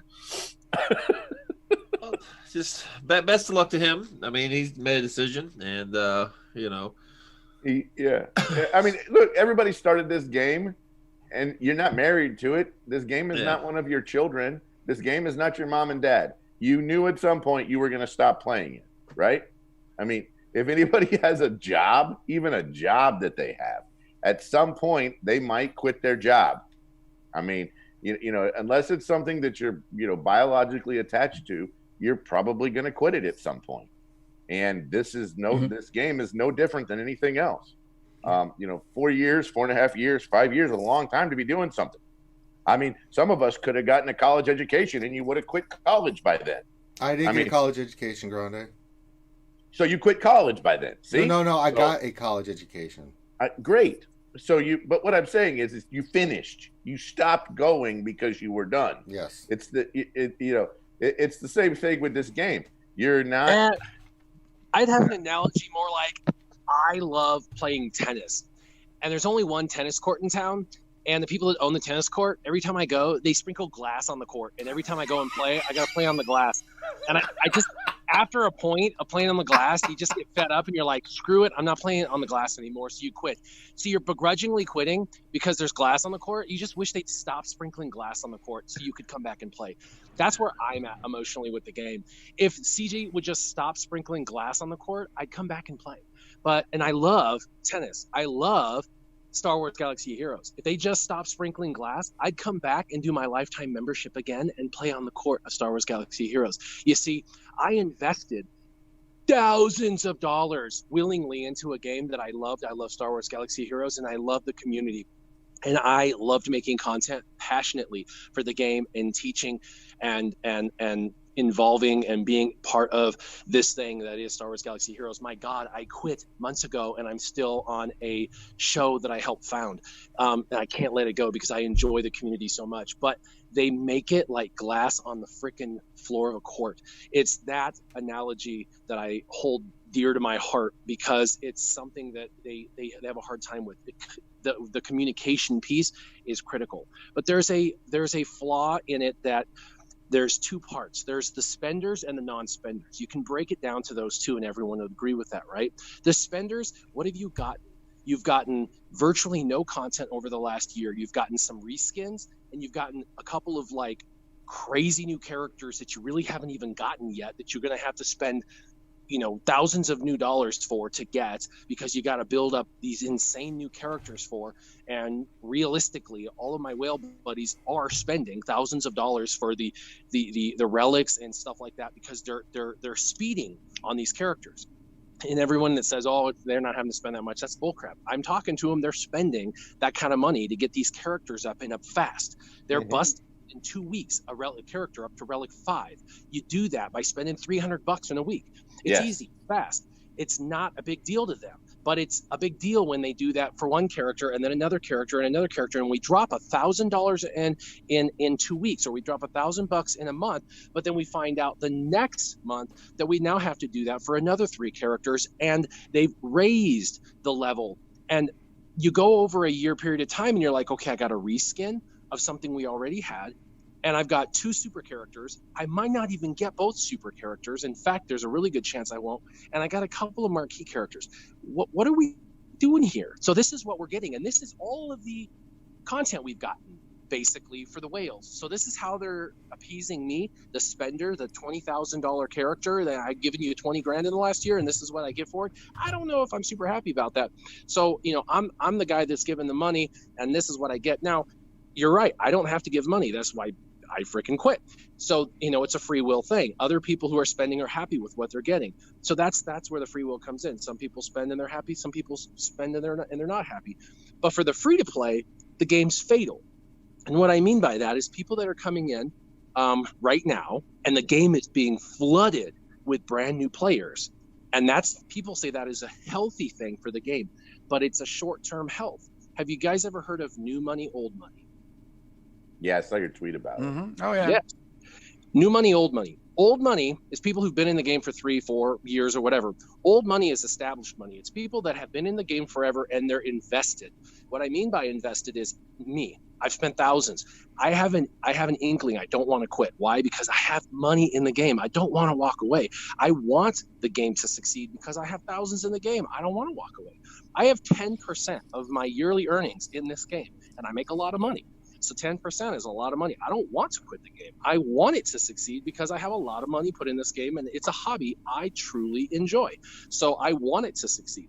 Well, new money is people that are coming in out of nowhere that are dropping a lot of money on the game, but they can't get something that I own. On my whale account, I have thousands of mods that are plus 15.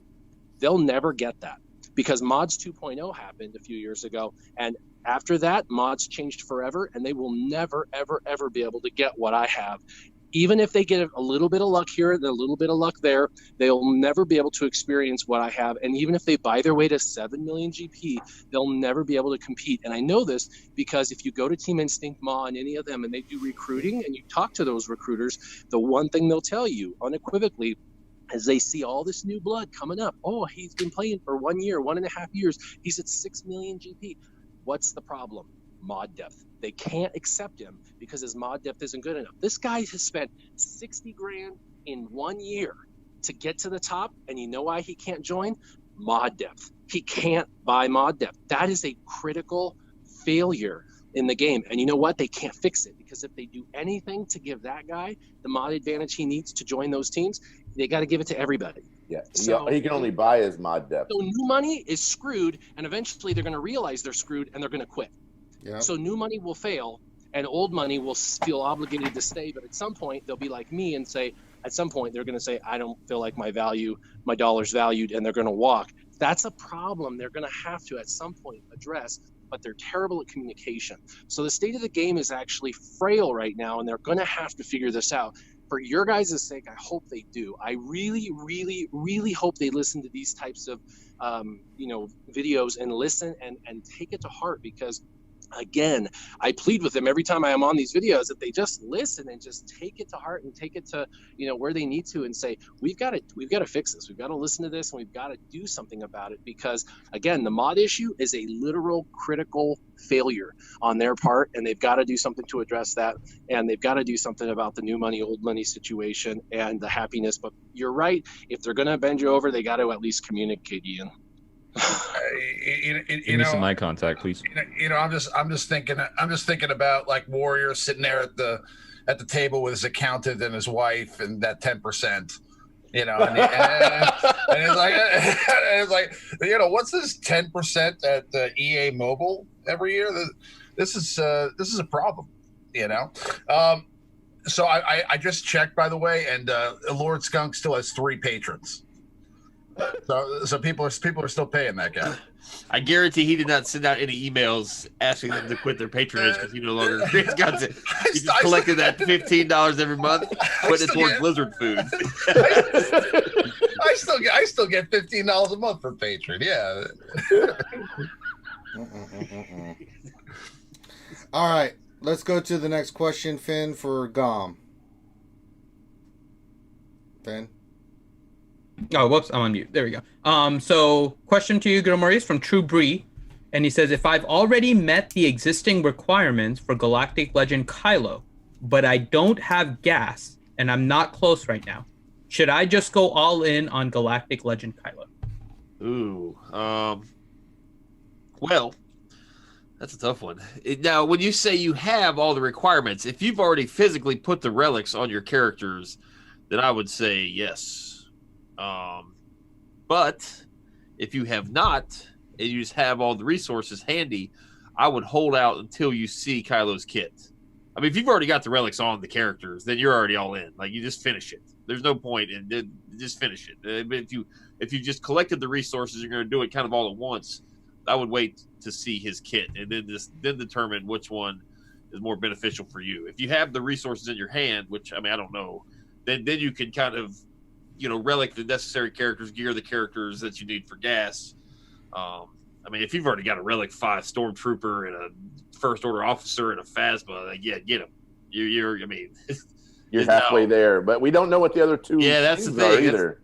So well, no, I'm confused. I mean, he says that he's already got the requirements. If he's already got the requirements and he just needs the tickets to do the event, he can go for whatever he wants. So you can still go for gas because that's true. Already made we don't even know all the requirements. We don't know 7 of the remaining 12. Right? We've only had 6 of them, or of the 13.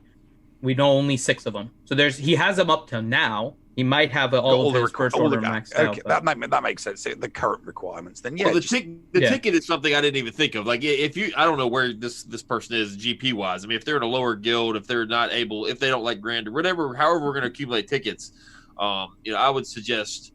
Isn't True Bree in your guild, Ranger? Isn't he an MC? I don't know. I don't know what Pervy Ninja where he's at, but. Oh, okay. I would suggest hoarding everything. Like, you've already got the 6 First Order characters done. Great. You're halfway there. Let's just see what the next requirements are. Because if you need a Relic 7 Hux, and you have a 3-star Hux and no way to obtain Hux without crystals, then you're in a weird position. I would just hoard everything. Just hoard everything. Look on SWGOH. There's graphs out there, that tell you what relics, how much resources you need for relics. I would just put everything in the bank and see the next requirements, see how good Kylo is. And that way, if it's unobtainable for you, you can kind of go after gas then, I guess. Hoard everything. You want to know the math just as of right now after those 2 phases for requirements, just for Rey. I guess you can say for actually no, it's gonna be a bit different because for Kylo, right? Don't you need Relic 5? Both of those new ones that we just saw also. Yeah, there's a couple relics. But Pilot's only Relic 3. Right. Yeah. So there's 2 more. There's an additional Relic 4 and 5 right now for First Order. So what I'm going to say here is this is the list or the numbers just for what you need. I just looked at his account. Relic 7 Kylo Ren unmasked. Relic 7 First Order Executioner. Relic 6 Kylo Ren. Relic 5 Phasma. Relic 5 First Order Officer. Relic 5 First Order Stormtrooper. And then hopefully TIE Pilot. Yeah, TIE Pilot and Special Forces are G12. 4-star Hux and 4-star Sith Trooper. Yeah, if you don't think Hux, Sith Trooper, and the Resistance Brothers are going to be requirements, you're kidding yourself. They're going to be in there. But they're going farmable already, so that's really nice for Hux and So what I was going to say here is the signal data just as right now for the first 2 requirements. Both Reys, all those guys. I don't even know. I can't remember their names. It's too early for me. But the signal data for all of them that you need right now, just for those first 2 phases, you're going to need 490 grays, 425 greens, and 195 blues just for those first 2. So, however, that could be a little bit, almost close. I would say like 3/4 of the way, because for like the last phase of the requirements, I would probably assume that's like a lot of the ship stuff, and you don't need as much of those because they don't take signal data, right? So that could be, a good kind of point to kind of shoot for. I would still probably say you're gonna need, I don't know, maybe like Relic 5, Relic 7 again for the 3rd phase, but I would probably say the 4th phase is gonna be just a bunch of ship stuff. What do you guys think about them requiring a 7-star Raddus and 7-star Finalizer? Yeah. It's expected. Heck yeah, let's do it. It's not. That's realistic, and also expected. the ships might have a power requirement, so you don't have to technically relic the ship, but you will have to relic the pilots to get there. So like if you can't relic ships, right? Like First Order Special Forces TIE Pilot and who's another Resistance pilot? I guess that's all of them. But like if the first Special Forces TIE Pilot has to be X number power, like there's just no way to get it there without relicking those TIE pilots. So the other thing too is if they throw us a curveball, right, and you got to put in like veteran smuggler Han or veteran smuggler Chewbacca with the First Order, I mean they could throw us some kind of a curveball like they got to rework that guy. I would love that actually. I'm not saying it either, but I'm not saying they will either. But if they throw us some kind of odd character that's not in the First Order faction but needed for the First Order, I mean it's anyone's guess as to what that is. All right. Man, I think Rose Tico is definitely going to be required. Yeah. So. I have a bad feeling. Give her a ship, please. That would be awesome. All right, next question. Just Ian. Okay. So it's just Ian. Question from Vormax. He says, should CG release new events where First Order and Resistance tunes are needed for Rey and Kylo right now, are usable in order to calm the angry masses? So like outside of these Galactic Legends, like more events? Basically to give the relics and stuff that you're working on some additional uses besides just Galactic Legends. They create some events for them. Well, you can have a lot of fun in GACs, but like new events, yeah. I wouldn't say anything new content wise until after Galactic Legends. That's gonna be a new ship raid. After that whole ship raid, maybe we're looking at the end of this year, maybe early next year. That's when we're going to get this new hype-in version of the Galactic War. But maybe, we get some more of those, what are they called? Assault battles? Assault battles. I could easily see us getting more assault battles. Yeah, that'd be dope. I would love that. I think that whole thing with like that, the new tiers is really fun. And we already saw from the first one that there's already strategy involved, which I think is great from any kind of player standpoint. So if we can get some more of those, maybe like, just for like a theme for like, let's say First Order, and you have to like storm the, whatever the ship was that they were in episode 7, the Starbase or whatever, I don't know. And you like storm that with like your resistance, that'd be pretty cool. And then you go through all the phases and such. That'd be pretty cool. The challenge with assault battles is you play them once a month. That's the challenge for the raid. Yeah. Can we not make them 8 waves, please? That's fun though. Come on. No, it's not. Just give us the last wave. We all just auto the first. We could literally do wave 4 through 8 and be like, can we just sim the? We were already sick of 6 waves, right? In light side hop TB. Then they were smart enough to say, okay, for the new TB, we're going to start making it 4 waves. And we're like, yay, good job. And now they still kept it with 8 with this new one. Like, they could have increased the difficulty and just made it 4 waves on the assault battle and just saved everyone time. I think if they do develop any further, like, additional assault battles, like a new one, I think they'll trim it down. Because that's ridiculous. You know how long it took for that last one to get just to phase 4, the most important? It takes me, I think, 7 to 8 minutes on manual. It's fun. I love it. I don't like taking 15 minutes to get to T-Bo and then lose. Ain't nobody got time for that. Do you know how long Grande has to stay in the bathroom in order to complete assault battles that way manually? I'm at least getting 3 hemorrhoids in that time. I mean, we can't do that. This is where fun begins.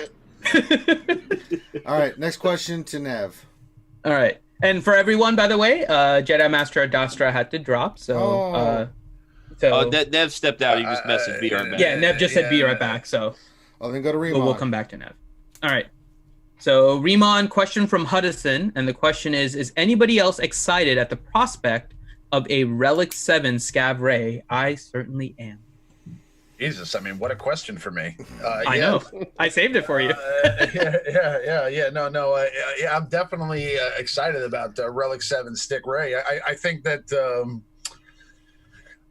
Like Maurice said earlier, I mean, I think that she just gains a huge, offensive benefit, and it'd be nice to see, and again for just some of our, more old school players. I mean, there was a time when she was like the best character in the game for a very long time, and it'd be nice to see, Rey dust off that old stick and start whacking some people off the board again. You know what I'm saying? I mean, the whole benefit to her in back in the day was like before protection. I mean, she could easily one-shot a character, so she was like that piece that you had out there that was like kind of a glass cannon.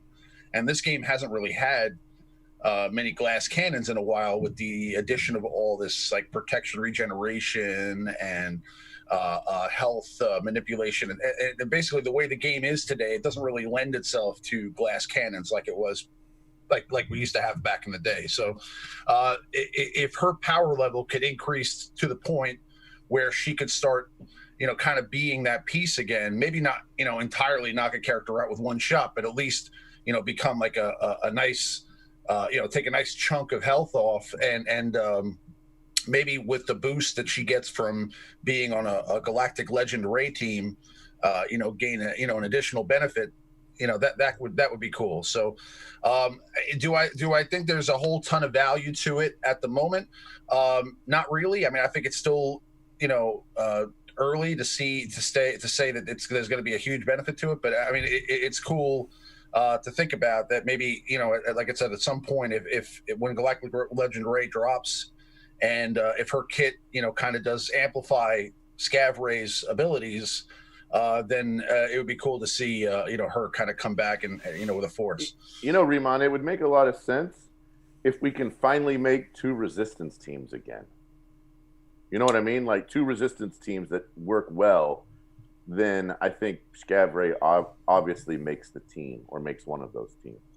Well, that's basically how it's going to have to be, right? I mean, you're going to have Rey Jedi training is probably not going to be a part of Rey Galactic Legends team, so I'm assuming that you're going to have to split off most likely the original characters like Rey and the original Finn and the original Poe and possibly Resistance Trooper and maybe Scav Rey and some other. So I mean, yes, like you're saying, basically having 2 separate Resistance teams could be a huge benefit and if you already have these characters now at Relic 7 because you use them to get Galactic Legend Rey, now you basically added an additional team that you can use in TW and GA, etc. So I think it's something that could be beneficial for sure, especially for that original Resistance squad. Plus Scav Rey also you gain a benefit with her ship too. So maybe her ship will get better, and now that you have now that we have the Raddus, that ship has the Resistance tag. So yeah. Imagine if we had the old Finn, without him getting nerfed with like that crazy lead. I would be so in to just go all in on Resistance right now before even looking at the stuff. I would love that. I would be so much happier with my Relic 7 Rose. I'd actually found a place for Rose on that Finn team, and I can't remember how long, but shortly after I actually got a Gear 12 Rose and Zeta'd my Rose. Because of the charity from last year, I was like, okay, I have to find a use for her. And on that Finn team, it's like, yay, I actually have a team I can use with Rose. And then they nerf Finn. It's like, now all I do is I have this Zeta'd Rose just sitting there. And now I have a Relic 7 Zeta'd Rose sitting there. Like it too. She's a boss. All right. She hits pretty hard. I'm not going to lie. She actually does hit pretty hard. Sure. All right. Next question to Grande. Okay. So Grande, this question was for Adastra, but Adastra had to drop, so I'll give you the question, Grande, from Hawthorne. And he says, how do you feel about players in easy shards having to do 2 battles a day to get first, while other shards have people scrapping out to get? Man, that's just the luck of the draw, right? Some shards are easy, some shards are hard. I remember one of my buddies, he's in the military, and he went on deployment for 3 weeks where he couldn't have his phone, and I played his account for him just while he was on deployment, and I normally drop to 14 right in arena. This guy was dropping into the 50s in arena and having to fight all the way back, and I'm like, it's a full refresh. A full refresh, not just I messed up a battle and had to hit refresh to do it. And then in his ship's arena, he stayed in the top 3 all day long. I could not even believe the difference from one shard to another. I mean, it was shockingly different to me, the difference in how one shard is from another. And so, yeah, is it fair? It's absolutely not fair, right? That's just luck of the draw and what happened. Should they fix it? Boy, people would be upset if they fixed it, right? You'd have people who've made friends on that thing and, have, people that they've been coordinating with or playing with or chat on Discord or something or in-game for 5 years, and now they don't play with them anymore. So you'd have people in both people with easy shards and people with hard shards would be upset about it. So at this point, even though it's not fair, I feel like if they changed it, people would be upset about it. They're going to have to merge shards at some point. Like, there's going to be a point 2 years from now, there's only 30 active people on these older shards, right? They're gonna have to do something, I think, about that at some point. But I think it's going to be specific on the shard, right? I think they're just going to get rid of Arena altogether. That's what I think's going to happen. I kind of tend to agree with you. I think that this is some people's favorite game mode. So I have a hard time with them saying they're going to get rid of it. It depends on the running costs for the servers. It will depend on the running. If it costs, if they can merge shards and merge servers that are with active players on and cut their running costs on their server farms in half, they'll do it as a cost cutting effect. Yeah, but that's a hard sell at this point because Arena is kind of the crystal income, and the people at the top, even if they have only, let's just say for whatever reason they have like 10 active players, those 10 active players have their rotation set, right? They don't necessarily want another shard merged in there that has 10 active players. Like, it's not their fault that the rest of the Arena shard is suddenly dropping, and now they're being penalized for it. Right? If they don't come up with a supplement for crystals, the free to play players are all going to quit. It'll be Grand Arena. Grand Arena. Yeah, what if they bring in Kyber, you get like, what is it, 200 plus? You get what you get 200 crystals, and then it scales up from there. Maybe you get 100 from everything else. The thing is, though, is that to do, just running one GAC takes you 6 days, right? Oh yeah, it gotta be more than that. Which means the guy that wins all 6 days, right, needs 3,000 crystals, 4,000 crystals. Yeah. Plus, I'm going to tell you, I don't think they have the bandwidth or the number of employees to merge shards. Like they can't take it away ever. I don't. Because out of principle. They've never taken away Galactic War, and we just sim it. Why would they take it away?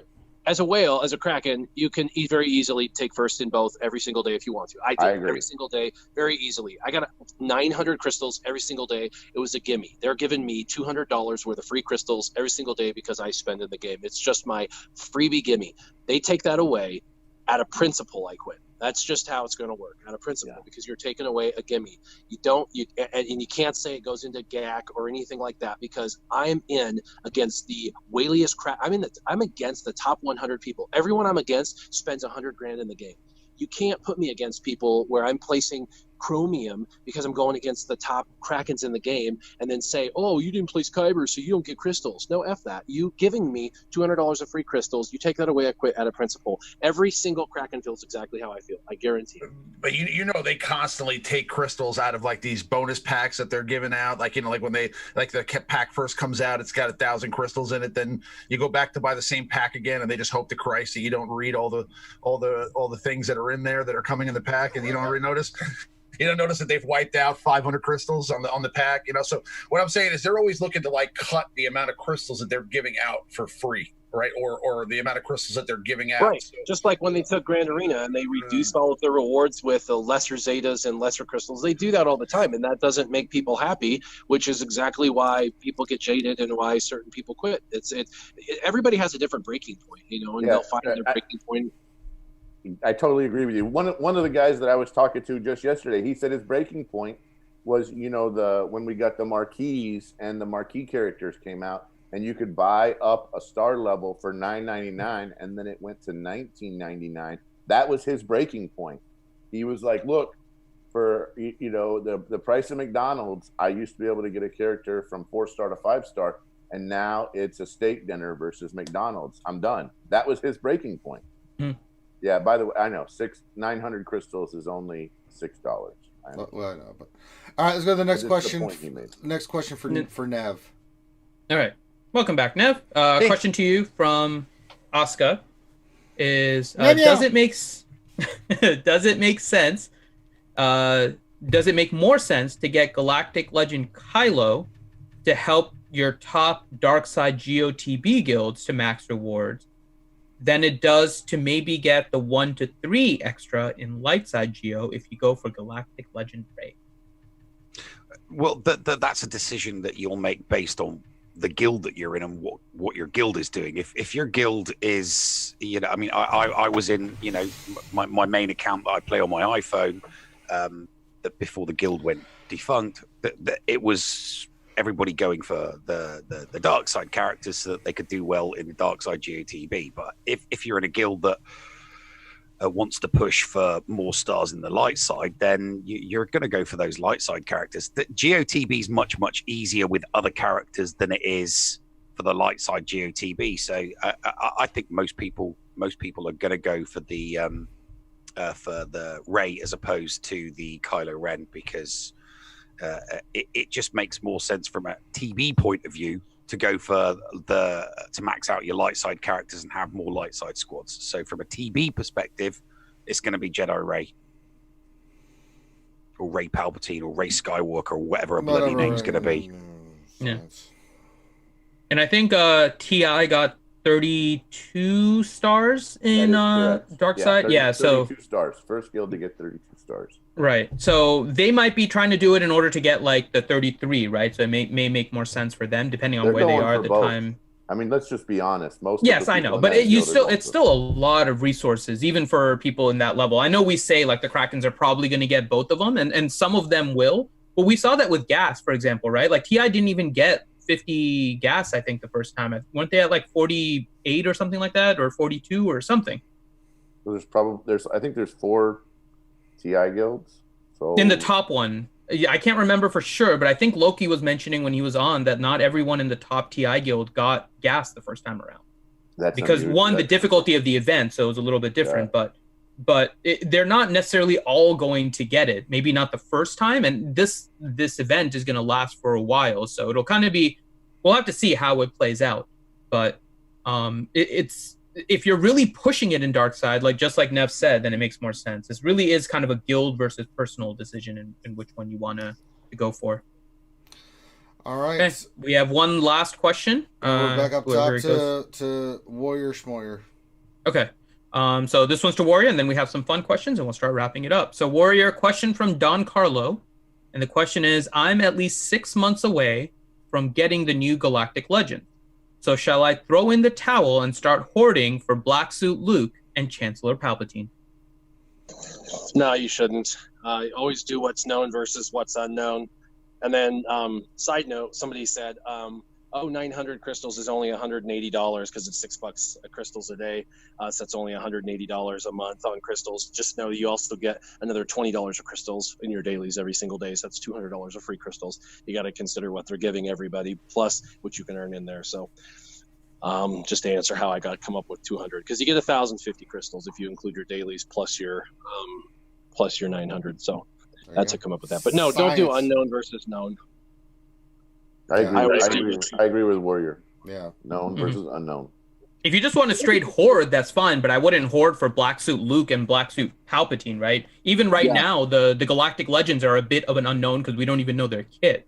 Smithy D is still holding, by the way, for Jedi Luke, just so everyone knows. So look, man, I miss Smithy. If Smithy D is the one that actually started Jedi Academy way back in the day. So for everybody who don't hold out for something we don't know about yet. All right. Yeah, Infinity, when you say hoard, you should emphasize the D because you sound like you're saying hoard. Hoard for the Galactic Legends. Hoard,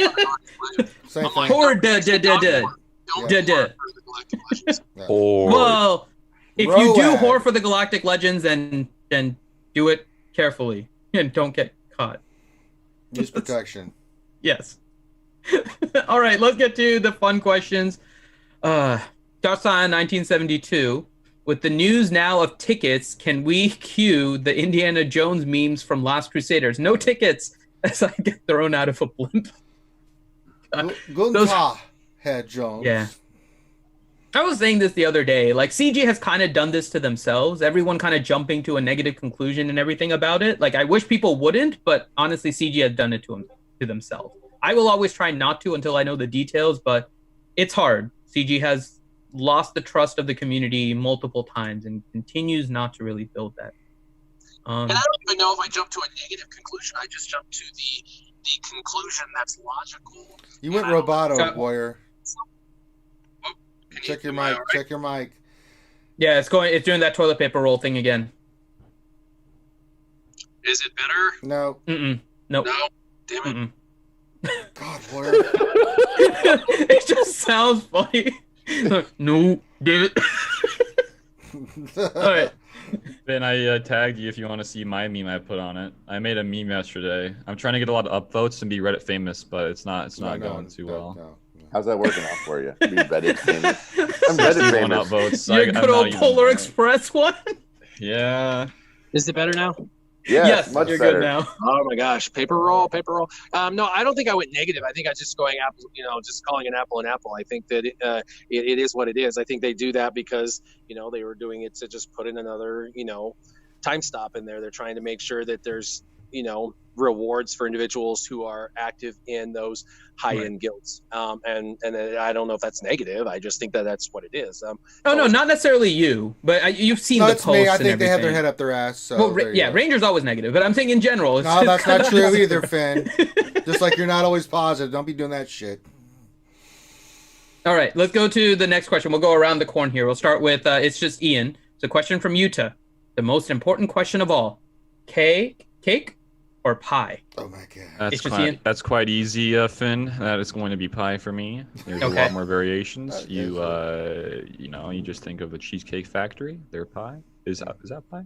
No, or is that cake?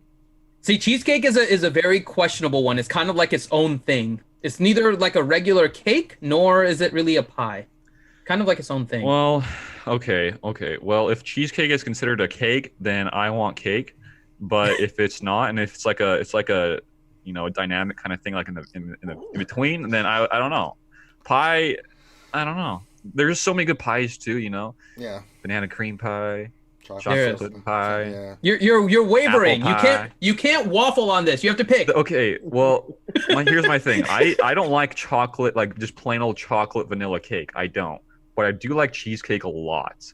But Let's say cheesecake. Pies, dude, pies are really good. Like apple pie with like some vanilla ice cream, dude. That's insane. That's really insane. I gotta go with pie. I think it's just more OG. Pie. It's really OG. It's kind of like the original trilogy for me. Is cobbler a pie or is cobbler? Cobbler is a pie. Yes. Cobbler's a pie. Yeah, straight up pie. Okay, Nev, pie or cake? I load cake. Ew. Cake. There we go. Riemann, pie or cake? I'm a pie guy. Yeah. Pie guy. There we go. We have pie. Warrior, pie or cake? I am a cake guy. Okay. Ranger, pie or cake? Yes. You have to pick. Don't waffle like Ian. Waffling. I like. If I have to pick one, it's always going to be pie. Unless cheesecake, whatever.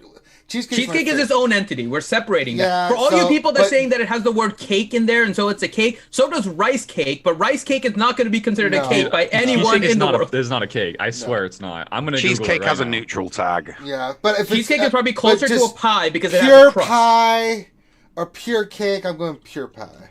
I like pie. Okay, and I would go with cake, personally. Makes sense. I like the simple cake, actually, too. I don't like all the... Yellow cake also has the name cake in it, but don't eat that. That's just uranium. There is actual yellow cake. Yeah. Grande cut. Grande, actually, yeah. Grande Ignore grande. Okay, question. You're definitely a fruit cake kind of guy, right? There you go. Oh, God, those are the worst things to get. Okay, Durgan, question. Finity, did you make Darth Hideous do TW? No, our guild is optional TW. Hideous did not join. But we won, so Hideous is missing out on rewards. Yeah, no rewards for you, Hideous. Suck it. Darth Hideous, question. For Finn's execution, wood chipper or burned at the stake? Burned at the stake, because then my meat can be eaten by all the aminals around, and I can. I'm not doing any of that. I'm just slowly letting him drip or slowly fall into a pit of acid, so he melts away. No. You have to burn me at the stake. No, I don't. I can kill you however I want. There's no rules of how I have to torture you to death. What else? Yeah, no, you wood chipper, because then you return to the earth, don't you? Well, don't you do that too? I don't want to return. Yeah, if they eat me, it kind of returns to the earth too. Yeah, don't you always return to the earth unless you're eaten. launched into space? All right. 1L73 question: This is for Grande when he was talking about the different gates. He said, "What about the new Grande gate? Since there's no more Pool Boy gate." Oh god.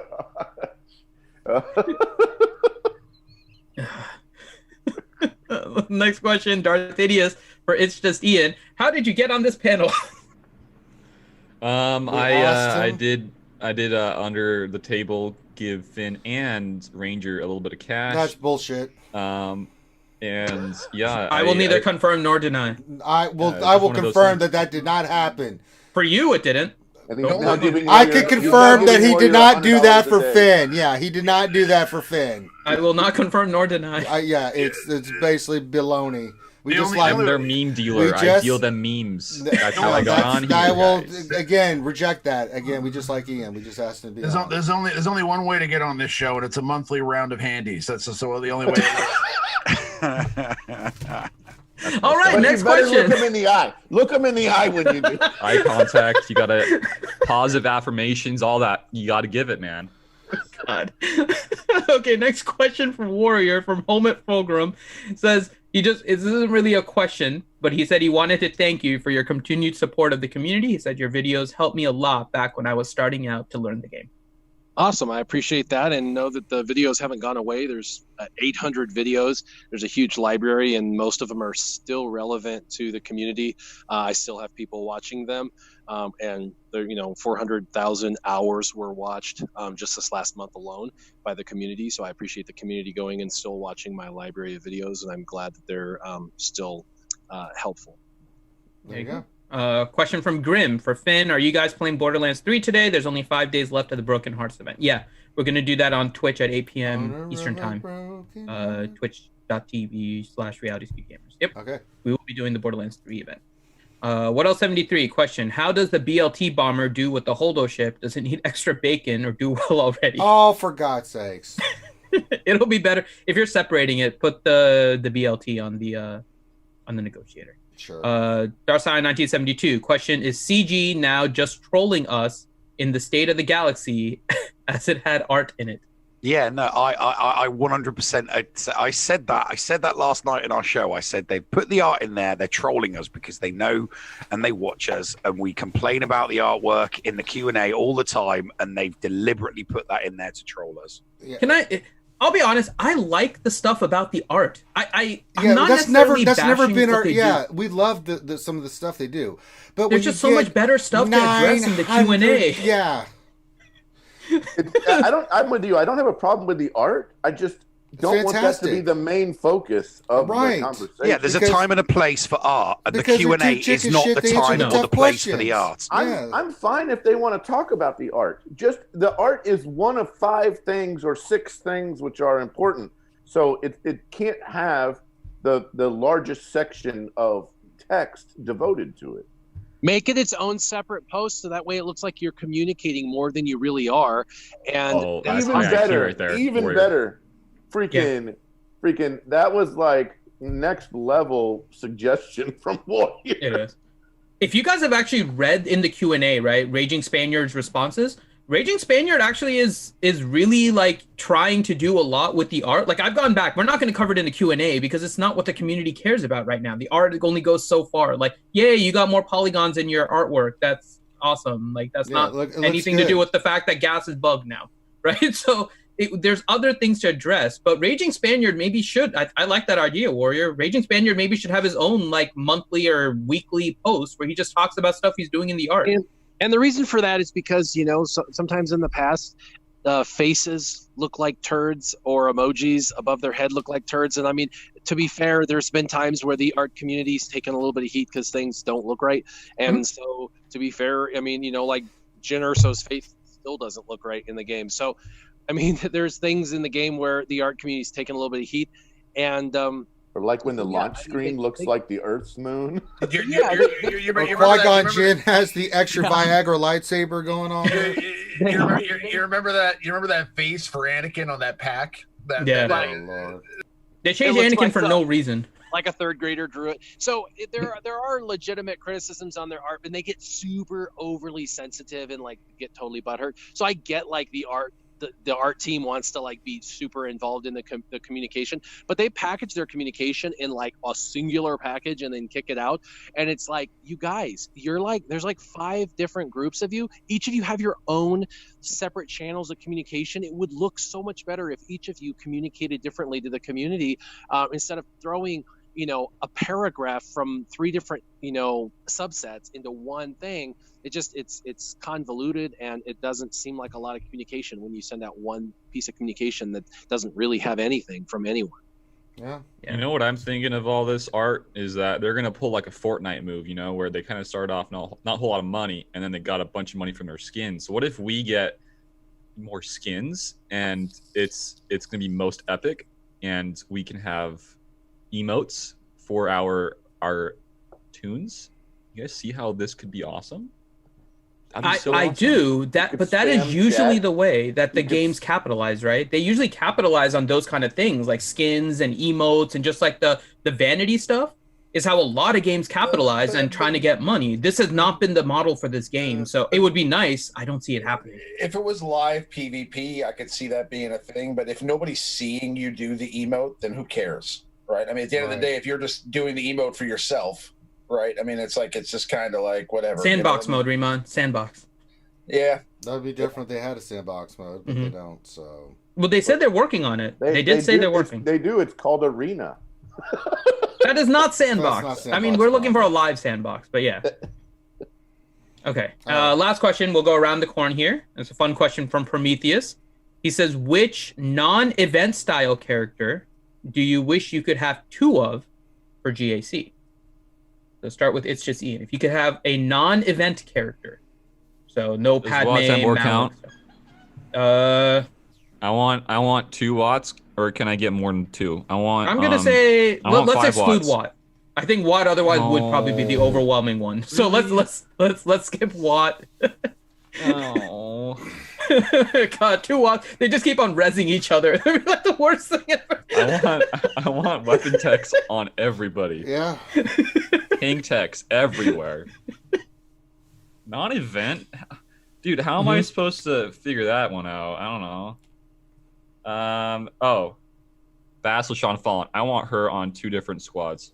Easy peasy. There you go. I want her with my EP team, and I want her with my main DR team. That way I can counter Grievuses, and I can have an extremely tough, pain in the freaking butt defense and GACs with the RBSF. Could put her on chair too. Easy peasy. Mm-hmm. All right, Grande. 2 non-event characters. I could use 2 Jedi Knight Anakins. Yeah, that's a one God, that would be one nasty. for Padme and one for God, stick them both on the Padme team. Every time somebody goes down, you can do massive one for AoEs Padme team, and then one for my my Jedi Knight Rabbit team. Oh my God. I'm just picturing 2 Jedi Knight Anakins on the same team now. And you kill somebody, you get whack AoE, and thus everything dies. All right. Warrior, do you want to give your thought really quick before you drop? I don't know if Warrior's left already. He said yes. Gotta go, guys. Talk to you later. Thanks for having me on. All right, bye, Warrior. Okay. Nev. 2 Nihiluses. Good. 2 Nihiluses. And I wouldn't split them up. I'd put them on the same team, so you got double whammy. 2 Annihilate, so you can put them on the same squad. So if you're coming up against someone, if you're coming up against a really, really, really awesome meta team, and if one dies, you've still got the other, and if neither of them die, you just annihilate one after the other. So yeah, right. Darth Nihilus for me. Okay, Riemann. Okay, does Kenobi count as an event character? Which Kenobi? It can be GK. That's illegal. GK. Yeah, General. I'll say no to General Kenobi because it's a raid character. So no, that would count. I think as an event. General Kenobi would definitely be the one, but I'm saying like besides General Kenobi, I'd say maybe Enfy's Nest. Okay. Nests would be pretty cool. Okay, Ranger. What about you? Yes. Mine would. Come on. Wait, are we on just characters or ships? We're just doing characters. It's my turn, Ian. Shut up. You said yes. You gave your answer. I did, but... Let me think here. Yeah, we're just looking at characters. For Riemann, I'll just pick Stick Ray. More Stick Ray. Mine would definitely be Night Sister Zombie. There you go. I was totally gonna go stick Ray, but I was like, let me not make a joke of this, and let me. I will because Remon skipped it. That's why I called it. 2 Night Sister zombies, and they would count as another Night Sister.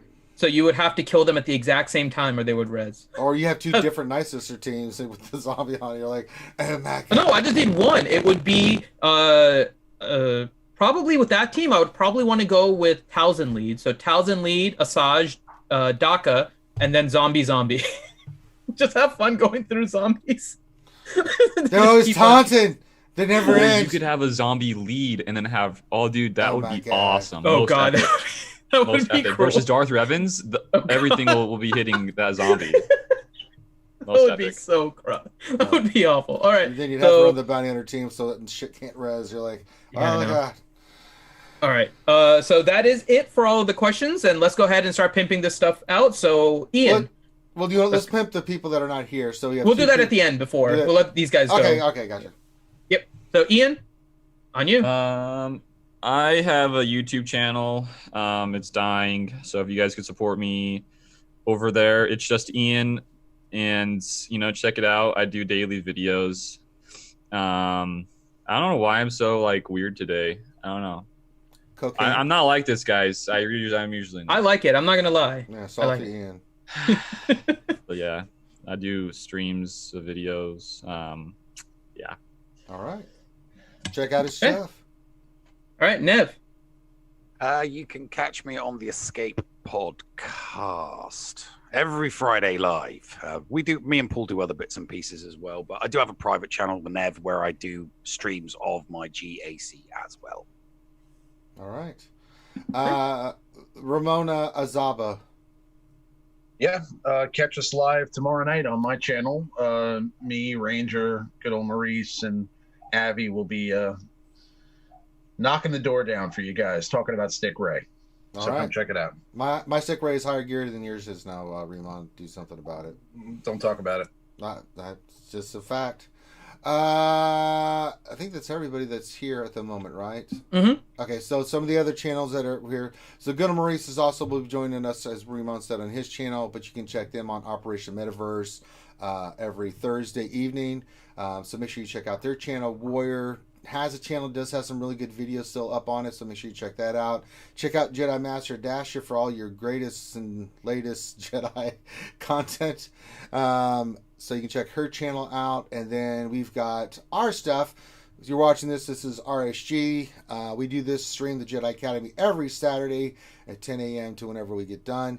We try to stop around 12. So, but we do this every Saturday, and then every Wednesday we have the longest running live stream in the community, getting close to 200 episodes. But you can check that out Wednesday at 8 p.m. Eastern. During the week, we also have the lunch stream, which we do from 12 to whenever we get done.